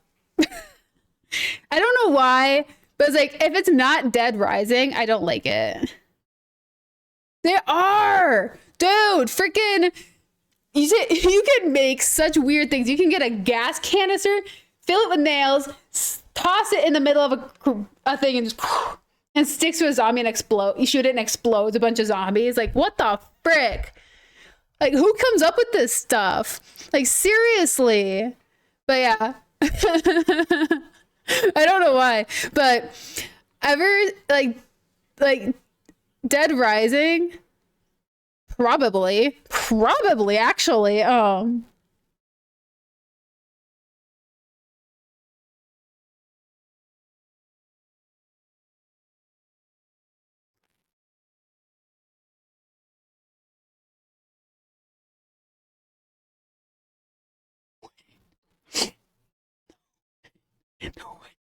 wait.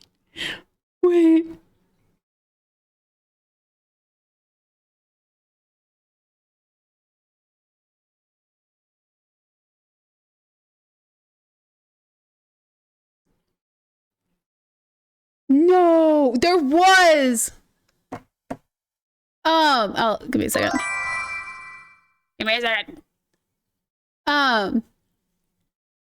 Dude, it was called the DRW Super Massager. That's what it was called.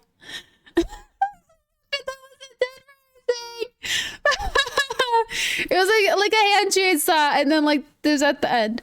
But yeah.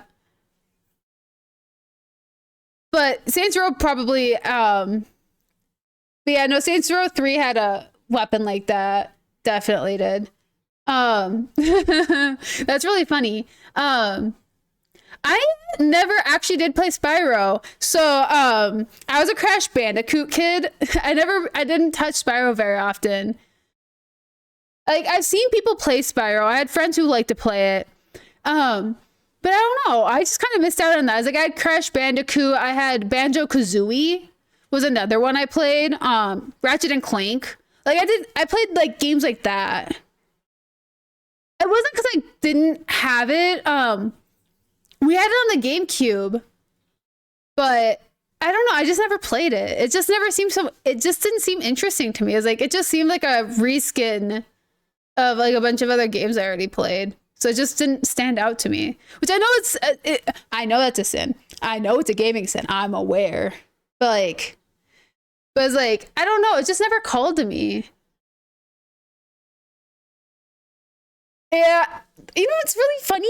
I see that a lot. It's like I see, oh, freaking Sly Cooper. I played 1, 2, and 3. Guys, I still have the second game. I have the second game in my nostalgia bucket. I still have it. Oh my gosh, Ty. Oh my gosh, I forgot about Ty. I never beat a single Sly Cooper game. I played the first one. Got really close to the ending. I didn't own the game, so I couldn't finish it. Played the second game. Someone took my PS2 away. Couldn't finish the second game. And I played the third one, and I was playing it on a PS3 because rollback. And then they took the PS3 away, so I never finished any of the games. But I played so frick. I love Sly Cooper. Ty is on Steam? Apparently so is Spyro. Spyro's also on Switch too. Yeah, Spyro's on Switch. But yeah. No, oh my gosh. It's like, this is just nostalgia hall, isn't it? Man. It's like, I forgot about Ty. I really did. The originals? Dude, that sounds even better. I gotta play more Sonic games. I only ever played one. Wait, they did remaster them? So like the graphics look better? They kept up with time, in other words? I don't know. I kind of want the OG, like, terrible graphics. I remember the graphics being bad back then. But, oh my gosh. Oh, they still old school graphics? Sick. Okay, that's amazing. Perfect. I don't know. I don't want people like effing with like old school stuff. Like, I like the old school graphics. I really do. it like warms my heart seeing like old school graphics, which is also why like I still play on my Xbox 360. Like the old games, like dude, I played Fallout 3 on my Xbox 360, and oh my gosh, I didn't know like how bad the graphics actually were. It's like they weren't as bad on my monitor. Played them, like I played them on that mother freaking 75-inch flat screen TV that is also not mine. That came with the apartment. Played it on that TV, and the graphics looked awful, hideous, ugly. But like it felt so at home.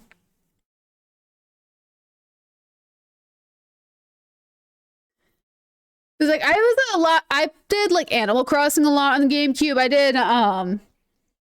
I played some Thai on the GameCube. Like Mario, anything, every Mario game that was ever on the GameCube I played.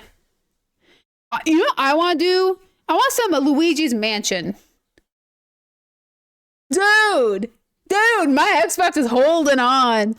If it misbehaves, just give it a little 1-2 combo. Sorry. A little 1-2 combo, and it works like a champ. If it's still not working when you slap both sides, slap the front and it's right on cue. It's gonna work every time.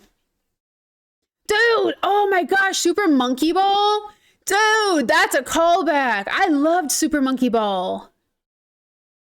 Oh my gosh, I was years. It was like friggin' golfing with monkeys. Like launch a monkey in a ball and just see where you land. That stuff cracked me up. But yeah, oh my gosh, I spent so many hours playing Super Monkey Ball, and then they had it on the Xbox 360 arcade too. That made me so happy. Man, I need a nostalgia like game list when I get a house so then I can go vintage shopping and buy all of these games again. So I'm not going to remember this at all. And then I'm going to go and get all my consoles back and be like, what games were we talking about that I was trying to get? Because I don't remember. You got a Panasonic GameCube? Dude, did you know the GameCube top plate comes out and they had like different plates? Dude, I'm so mad. I had 25 GameCube games. I have no idea what the frick happened to them. I don't know what happened to my, not GameCube, DS. Like the classic DS. I have no idea what happened to my DS. I don't know what happened to my games. But I had Club Penguin for my DS. And it was all the mini games, and I freaking loved it. I loved it so much. Play what? Play Wacky Tack? Power of Juju. What? What, Les? I've never heard of those. What?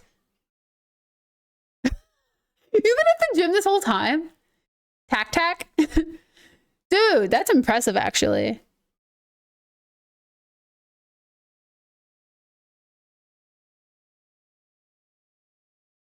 Dude, I feel like I kind of missed out on something on that. Dang, that's impressive. Wait, it was huh? Okay, I gotta look this up. I actually might know what this is. Now I feel crazy. Oh, that mother fricker. That mother fricker.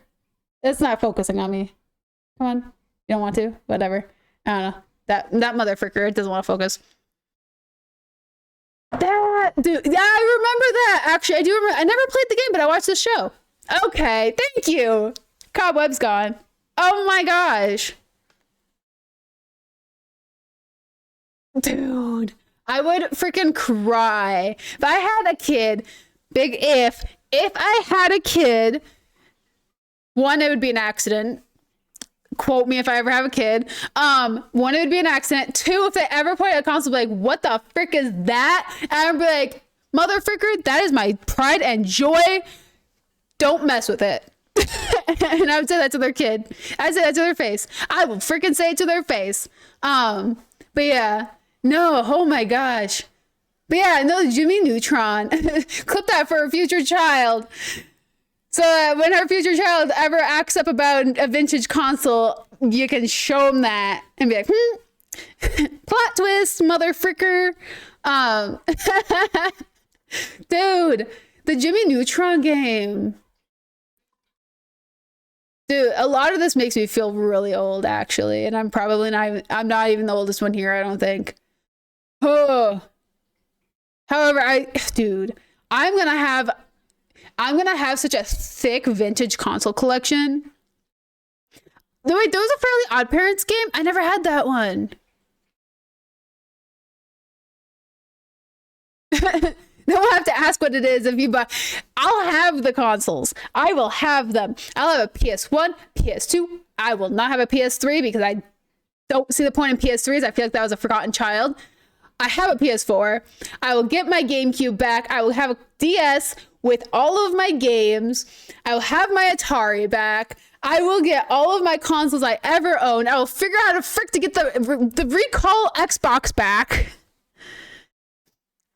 It's like I have my Xbox 360. I have a broken DS that has only Pokemon Black because whoever stole my consoles, your mom is a hoe. Actually, I'll correct that. Your mom does not love you, and I stand by that. Whoever stole my vintage console collections, their mom does not love them, and I will get them back. But yeah, no, it's like I never had a 64, an N64. I had an Atari, I had a GameCube, I had a PS1, a PS2.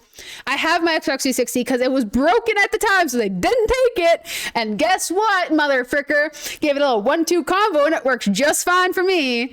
They did steal half my games though. They did leave me my Kinect though, so I do have that. But yeah, no, it was like really weird. I have a list of consoles I want to get back because it's what I grew up on, and I want to get all my games back. I want to go collect games. I want to go to vintage shops and find them. Who is the person whose mom doesn't love them because I stole my vintage consoles? A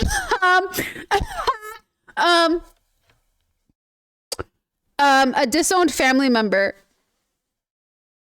It's someone who I'm unfortunately related to, who I haven't spoken to in 5 years. After they stole my consoles. Yeah.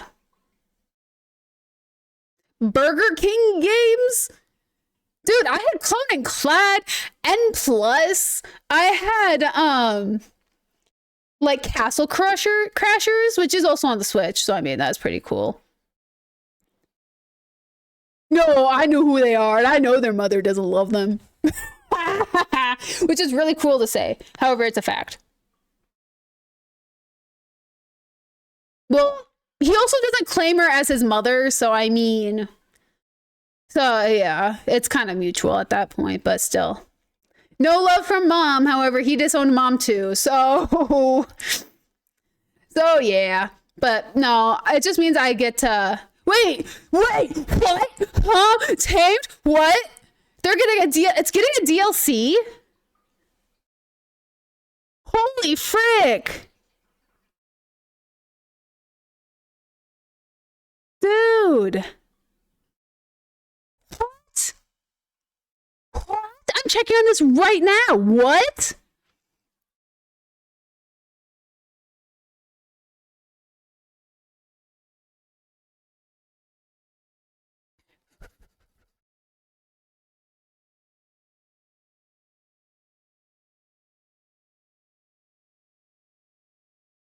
Getting new Crashers is getting new DLC. Yeah, you heard that right. The Behemoth has announced the Painter Boss Paradise DLC for their 16-year-old classic. Although there is no price or release date yet, the Behemoth did provide several details. This paid DLC will include Steam Workshop capabilities so you can create and share night skins, Paint Junior, a new official character who will use art to vanquish foes, new player and weapon artwork for official playable characters, with an option to toggle this on or off. While Castle Crashers DLC wasn't on any of our 2024 bingo cards, this is a welcome announcement, and we look forward to its launch on Steam. Castle Crashers...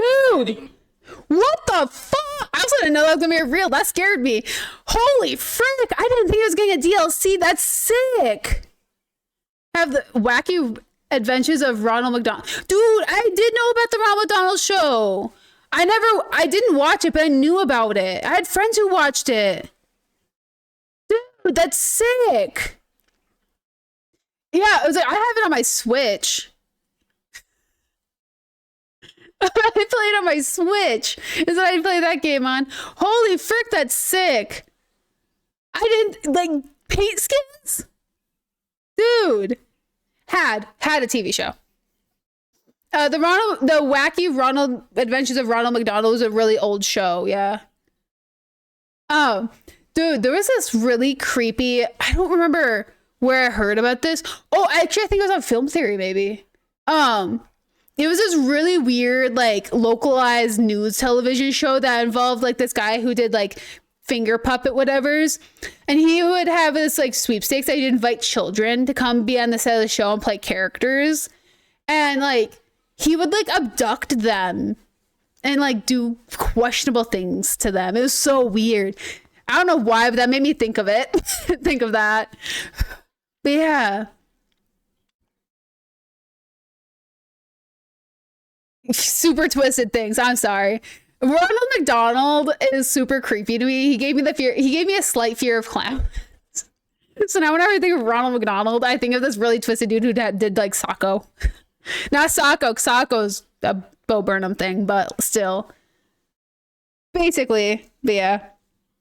Kinda, but like cheaper, but yeah. Freaking, yeah. Ronald's always been off, but...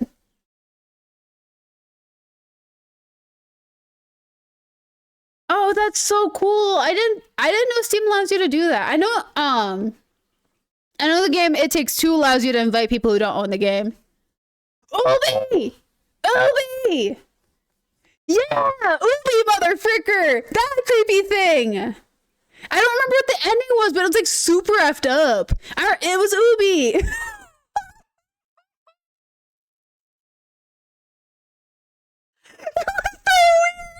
I'd seen it before, and then I saw it once, and then it, like, my mom had a VHS tape that had a recording of Ubi on it when I was little, and it was such a weird show. And then they had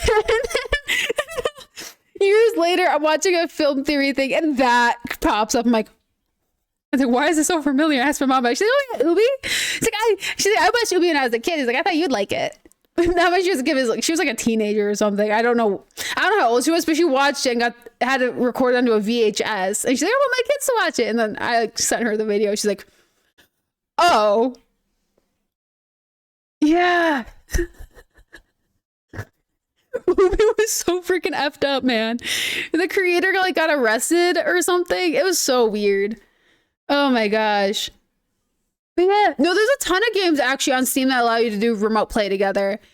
It's so cool. It's like not all games support play together, but there's quite a few that allow it. And some have it built in perfectly. But yeah, no, it was a sleep paralysis demon. Like I was little and my mom's like, hey Cass, you wanna go watch TV? Sure. And she put that motherfricker on. I was like, oh, I don't want to watch TV anymore. I'm gonna go play outside. She's like, I don't blame you. And like she'd use it as her way to go get me to go touch grass. And I was like, mother crocker.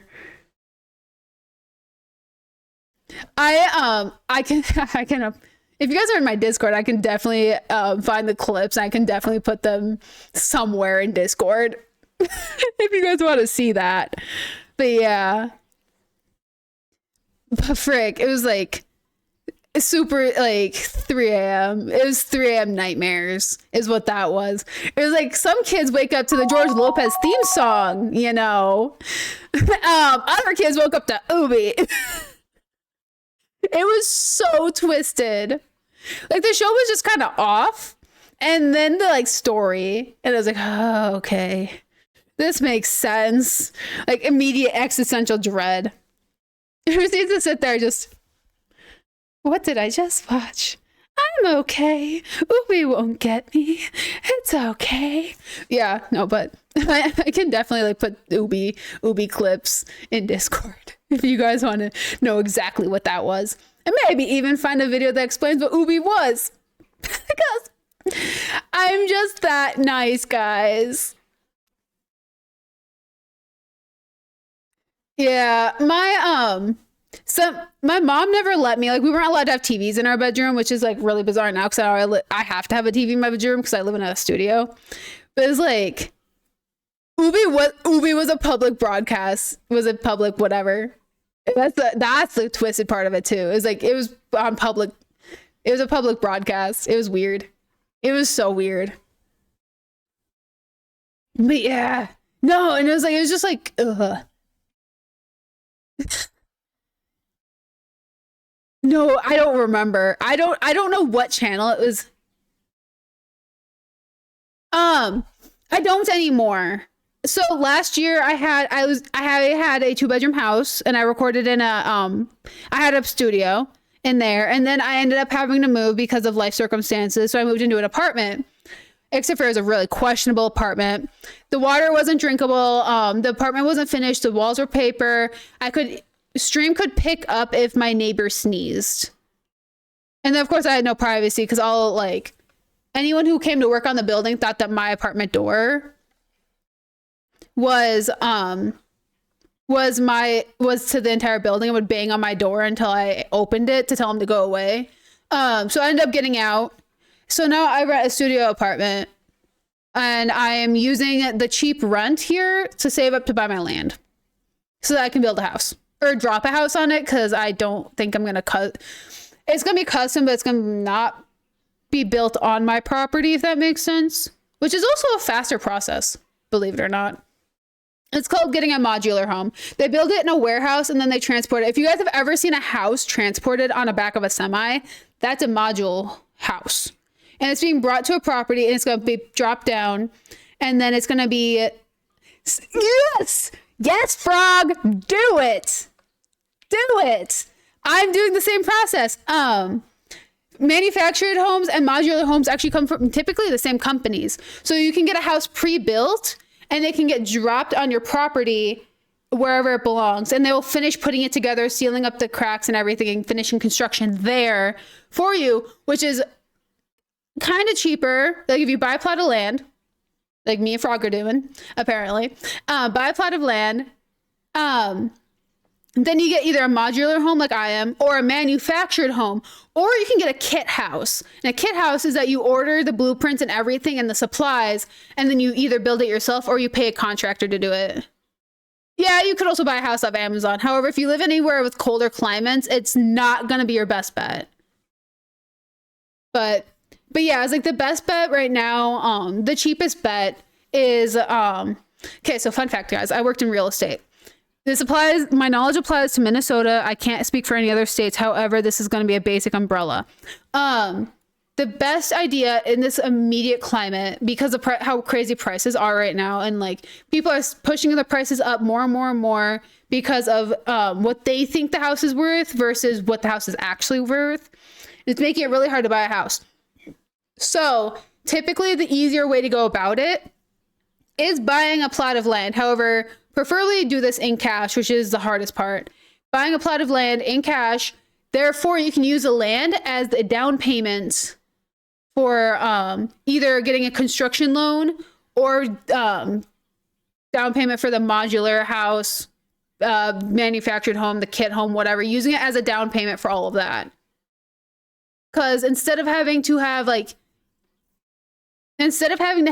forking over a butt ton of money to one thing, you'll own the land, you'll have rights to the land will be yours, and that land will be, the down payment will be the collateral for whatever you're building, which is also cheaper because you're only paying for the materials, is the idea of it. But yeah.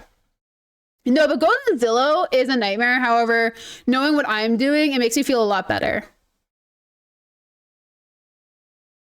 Dude, seriously though. It was like, I was looking at, it's like $289,000 for 1,400 square feet. That is, well, unfortunately for Mississippi, that's a lot. For Minnesota, that's a freaking great deal. That's an amazing deal for Minnesota. Minnesota's really is expensive for absolutely no reason. Marry a construction bro.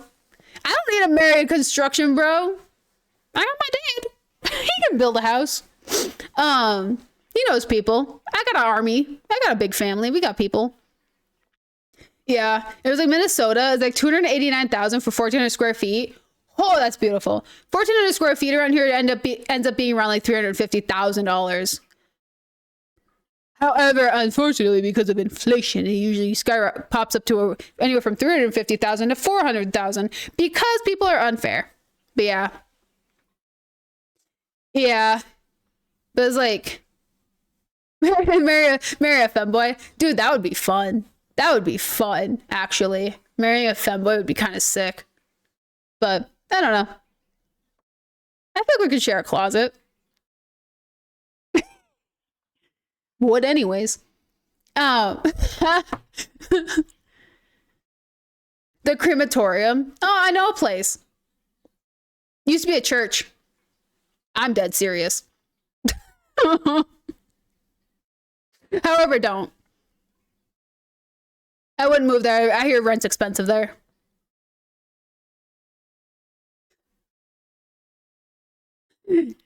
You'll move what? Rent free, you say, friend? I'll be charging you for utilities.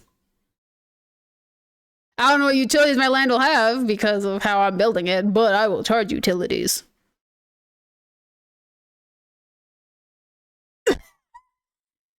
Oh my gosh, that's hilarious. Goth girls will tell you they know a place and bring you to a crematorium. Dude, a goth girl told me she knows a place and took me to a cemetery. Why'd they be like that? It was a great date. Mow the lawn. Sick. I'm allergic to grass, so that'd be nice, actually. Oh my gosh. Oh, I got a chair there. Tim, I got a chair down there. I could get you in. I could cut the line for you. Oh frick. That's funny though.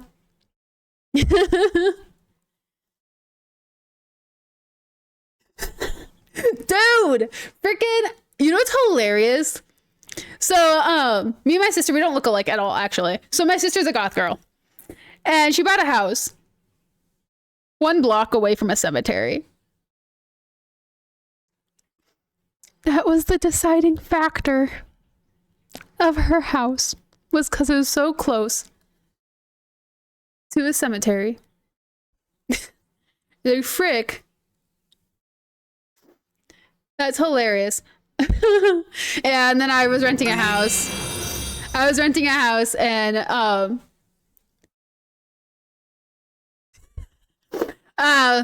you could meet her, however, she's in a heavily committed relationship with an emo boy. And then I rented a house after she bought hers, and I rented my house, and it was 1 block from a cemetery. My town doesn't have cemeteries, so I can't be near one here. But yeah, no, it like cracked me up. Emo gamer boy. Yeah, like me and her, like if we both put on the same blonde wig, we would look like twins. However, because we have completely different aesthetics, we don't look like twins. We look vastly different because of how she is. Like, I usually do my makeup and fill in my eyebrows. She got her eyebrows filled. She has her eyelash extensions. She has her long red black hair. I got my short, dirty mustard hair. It's like, but no, it's like, we're like, yeah, freaking learn from the best. Well, we both practice forms of paganism. Like, I don't push it on people. I use the herbal arts. Herbal arts and tarot reading is what I use, whereas she does herbal art. Not very often, but she does herbal art along with bone collection and candles and all of that. She does spell work with candles. This is the best way I can put it. I don't know everything she does because I don't know her side of it, but yeah. No, she has dude.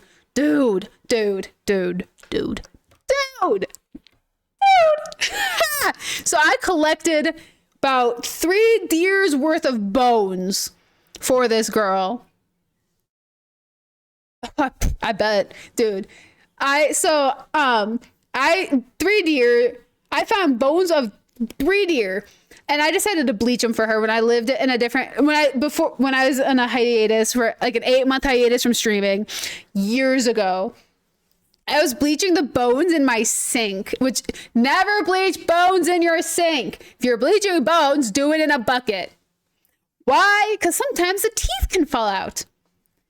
And I had a garbage disposal, and my garbage disposal was broken. I couldn't figure out why, so I put in a repair notice, and I went to work. And the repair lady had to tell me there was a tooth in the garbage disposal. There was a tooth in my garbage disposal, and I couldn't explain to her why there's a freaking tooth in my garbage disposal.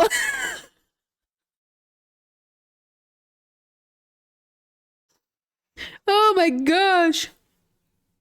No, there was just one singular back molar for a deer. So it's like this freaking tonker of a tooth. She's like, ma'am, what is this? And I said, it's a tooth. She's like, I understand it's a tooth. Where did it come from? I'm like, it's a tooth. It's from my jaw. And she's like, why do you have it? And I said, well, clearly I lost a tooth. And she just stared at me. And she's like, whose tooth? And I just looked at her. I was like, you should probably say what tooth. And I grabbed the tooth out of her hand and closed my door. So I was like, mother fricker.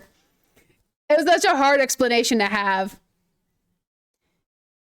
Sith, collecting bones is actually a lot of fun. If you ever get the chance to collect bones, it will be a lifelong hobby. Yeah, I did get my tooth back and I gave it to her. I gave it back to her. But yeah, no, so I freaking lost a deer tooth in my garbage disposal and had to try to not explain it in a questionable way to my not landlord, but repair lady.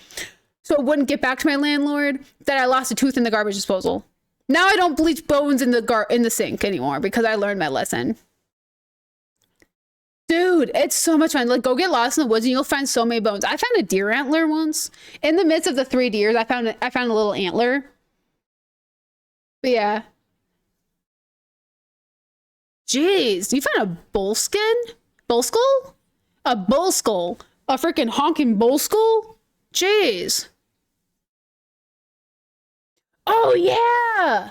That's what got me interested in it! The stupid owl pellets and you get the rodent bones! Dude, the bull skull must be sick. My sister has a couple of cow skulls. We had to smuggle a cow skull back from Mexico.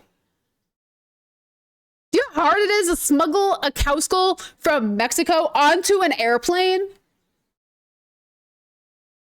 Dude, I want to get an articulated skeleton at some point. Cause like up on top of this stand thing, I have a mole skull with a butterfly, and then I have my cat's memorial, which is just like her arm bones, her fingy bones, and her skull in it. And like those are my like favorite prized possessions. Like I want to make beautiful art with small bones. But you know how hard it is to find small bones around here? Really hard. The animals keep getting eaten by the big bones. And so I find the big bones, and I don't want the big bones because I don't know what to do with them. It's a problem. And I'm being picky about bones, and I shouldn't be, because bones are really hard to come across around here. Kidding, I just have to go for a walk on my property, but seriously. I'll offer bones on eBay. Dude, actually, if you found bones and sold them on eBay, though, you actually probably would get a lot of buyers. Sell bones on Etsy. Not articulated bones, just bones. That'd be funny. You'd have a lot of buyers, actually. But no, I was like, I want to find like butterflies and whatnot and like make beautiful art using them someday, but I don't have the space for it. So I was like, oh my gosh, I want to learn how to pin butterflies. I want to so bad. Please do. That would be amazing. I just need to find them. Cause like here, I'll show you what I have. I'll show you my.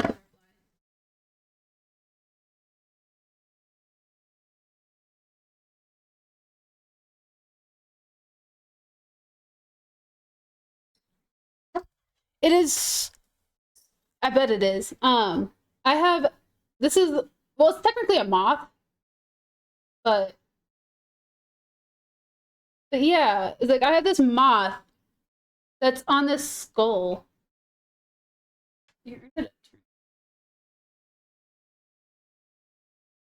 This real quick. But yeah, like it's just this moth sitting on a skull and whatnot. And I love it so much.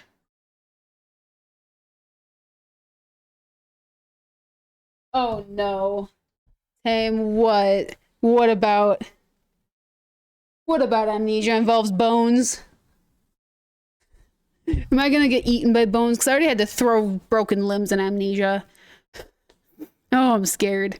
But dude, I would love to. I want to learn how to do like art like that. Like when I get my house, I'm gonna have a wildflower garden so I can dry flowers. I'm gonna have a veggie garden. I want to have an orchard. Like I'm gonna have this like super like cottage core-esque property of just nonsense. Just so I can make really random art. However, it's like my property is gonna draw so many deer in. I'm gonna hope that I can find a dead deer on my property.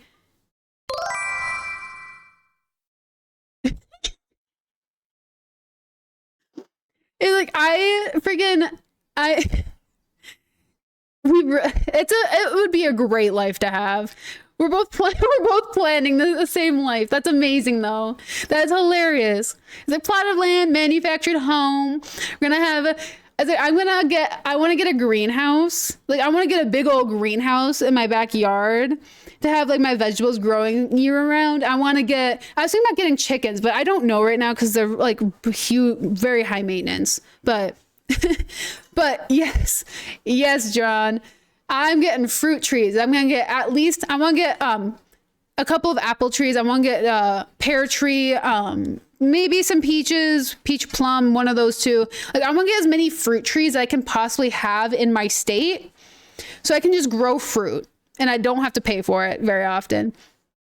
I think one, it'd be amazing. Two, it attracts so many butterflies. However, unfortunately, it also attracts bees, the stingy bees. I want to not attract the stingy bees.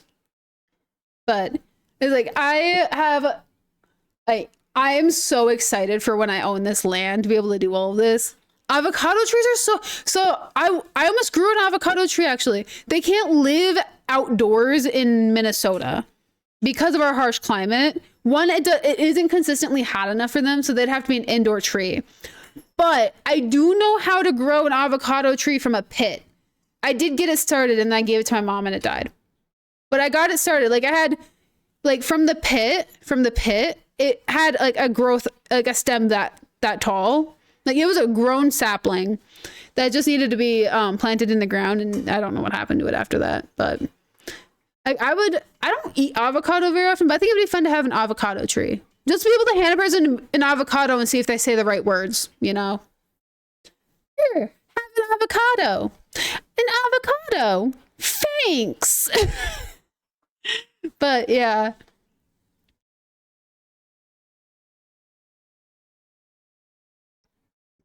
Free Shavakadu. Dude, like I think they just need to be well grown. I don't know anywhere where I can buy an avocado tree, so it'd have to be like well grown before I could put it outside. Is the problem? It's like once it's a started tree, like saplings are not versatile. They do not last very long if they're not cared for properly. But I don't know. We'll see it. But yeah. Yeah, I mean, I could grow it in my greenhouse. Depending on how big the greenhouse is. Because I want to get like an iron frame greenhouse. Artificial banana.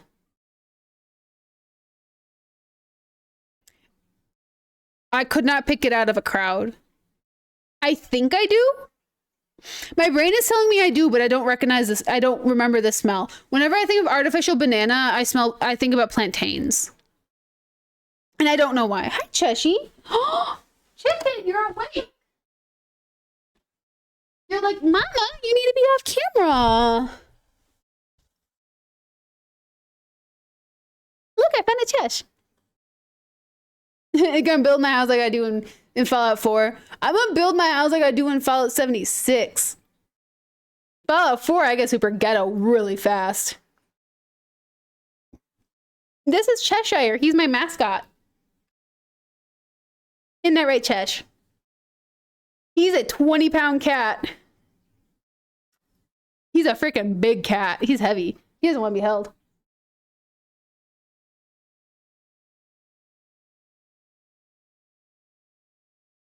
Ooh, frick me. This is what he wants. Certified Cheshinator. Heck yeah, he is. Stretch. No stretch. Dude, I love heavy cats. Like, he's not even like a chonk. He's just a big cat. Ooh. What's up, babe? You don't want that? You don't want to hang? Well, you do want to hang. He is husky. He is a big freaking boy. He's a bob. So this is a bobtail. This is a bobtail, American bobtail cat. I 100% prefer cats over.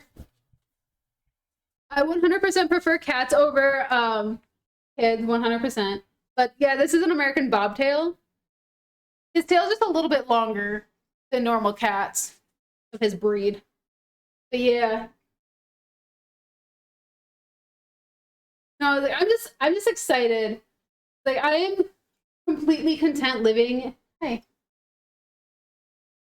I'm completely content living in this apartment until I get this big old freaking house.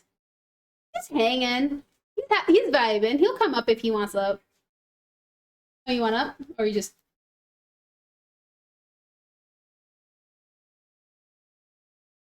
Good? Dooka dooka dooka dooka dooka dooka.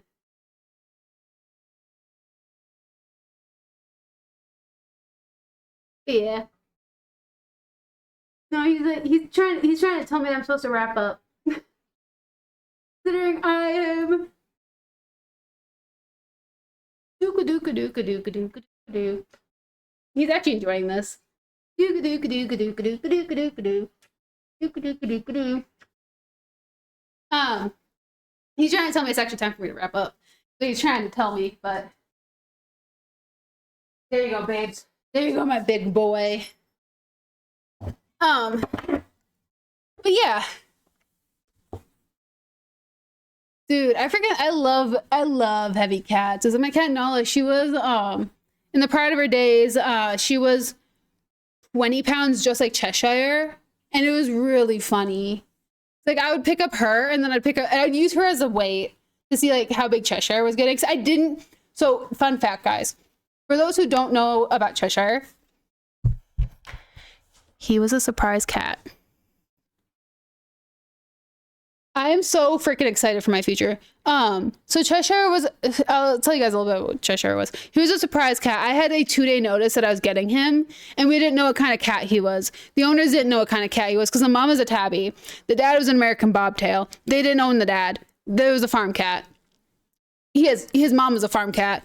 And so I get given this cat that has a really weird tail, and I'm like, okay, there's something up here. Because, like, his tail matches, like, Nala's. Like, they both have, like, Nala had disproportionate dwarfism, which is what munchkin cats have. It's what causes the little legs and the really long backs.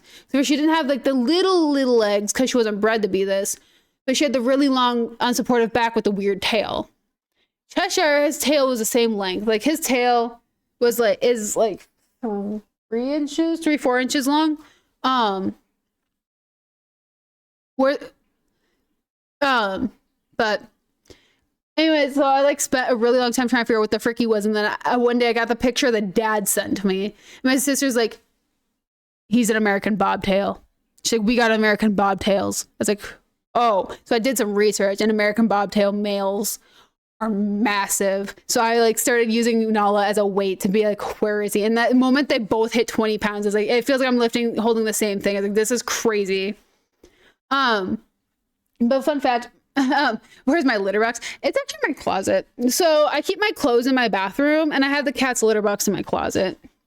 I have this, me and my dad worked together to make this like cat bathroom, which is like this box that has like a lip, and the litter boxes fit perfectly in it. And I can fit like a trash can between the litter boxes with the scoop and everything. Well, my cat litter doesn't stink. Which is, I mean, it smells like cats in here, but it doesn't smell like ammonia, right? So I use Pretty Litter, Lotus specifically, so it smells like a friggin' baby in here, actually. It smells like a baby whenever I have to dump out the litter, but it's a crystal cat litter, so it's like, I have to replace the litter like every 2-3 weeks. It was 2 weeks when I had 3 cats. Now it like is like a month. I can go a month before I have to replace all the litter and it starts to sink. Like it absorbs a lot of the smell. So like usually if it smells in here, it's usually because I didn't do dishes. But I don't know. It's really cool. But no, I have so many plans for my future. Like when I build my house, I want to start a 3rd YouTube channel. But it like, I was going to start this life skills, you know, start do Eriss. That little thing. I want to start that when I get my house. Start doing like little, like 2 episodes, I always call them episodes, 2 videos a week. On that, and it's like 2 or 3, and I'd like cook a breakfast, a lunch, and a dinner for that week or something. And then like at some point, like when I have an editor to deal with my videos for me, start doing like gardening, harvesting, like foraging, basic life skills. Yeah, basically, it's like show off my house. Be like, yeah, this is the Eriss home. Because I live in the middle of nowhere, I don't have to really be worried that people are gonna recognize my home. Because like, if you can recognize a specific tree, then you are going to have a problem. Considering my entire town is in a forest. My entire village. I live in a village, is the thing. It's an entire forest. Like the population here is literally 250 people. Like good luck finding it on a map. Like there's a YouTuber who summers here. And that's it. There's a YouTuber here who summers. Like I do not like him. He gives Mr. Beast, but yeah. Where's the emeralds? You have to trade valuable jewels with the local tradesmiths. But no, I was like, I am so freaking excited for my house. Like I have my office basic design decorated. I want to get a custom like neon light that's like my logo of like the apple with my like name in the middle, so it's gonna be like pretty big. Local butcher, holy frick, actually no joke though, the local butcher, his meat man's meat, I swear to you guys, meat man's meat is so good. So good. I'm not even that much of a meat eater, and I love the meat at our local butcher. It's like, it's freaking great. We don't have a cheese guy here, but I can go a couple towns over for that. So it's like everything's a drive around here, but like every town has something different that brings you over there. So like, I don't know. It's cool. I'm excited. I'm so excited for what the next couple of years have for me. It's like, dude, I love the jerky at my local butchers. Like it's so freaking good. They also make their own custom rub too, like for the meat. They'll season the meat for you, but yeah.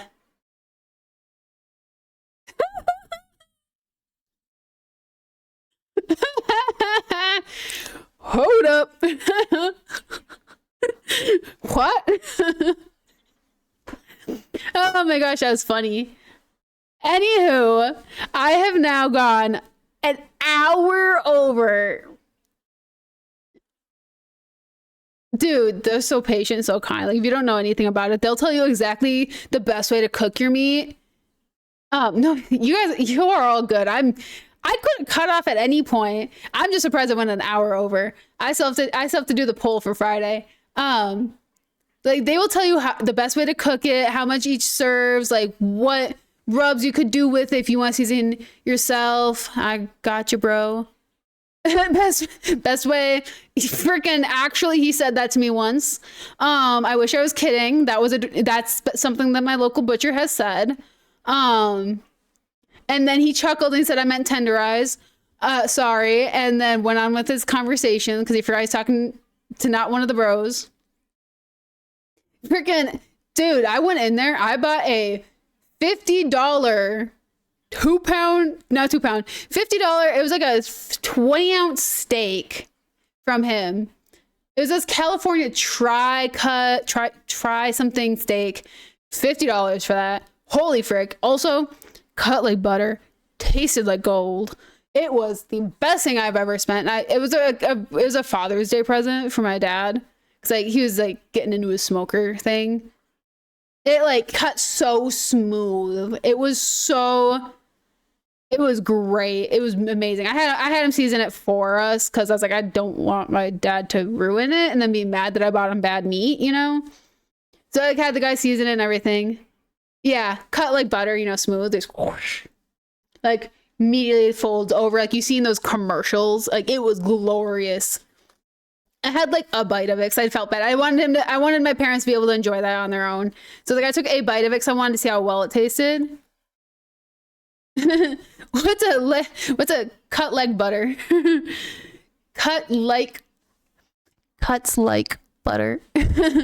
But yeah, no, it was great. Anywho, I gotta let you guys go. I really do.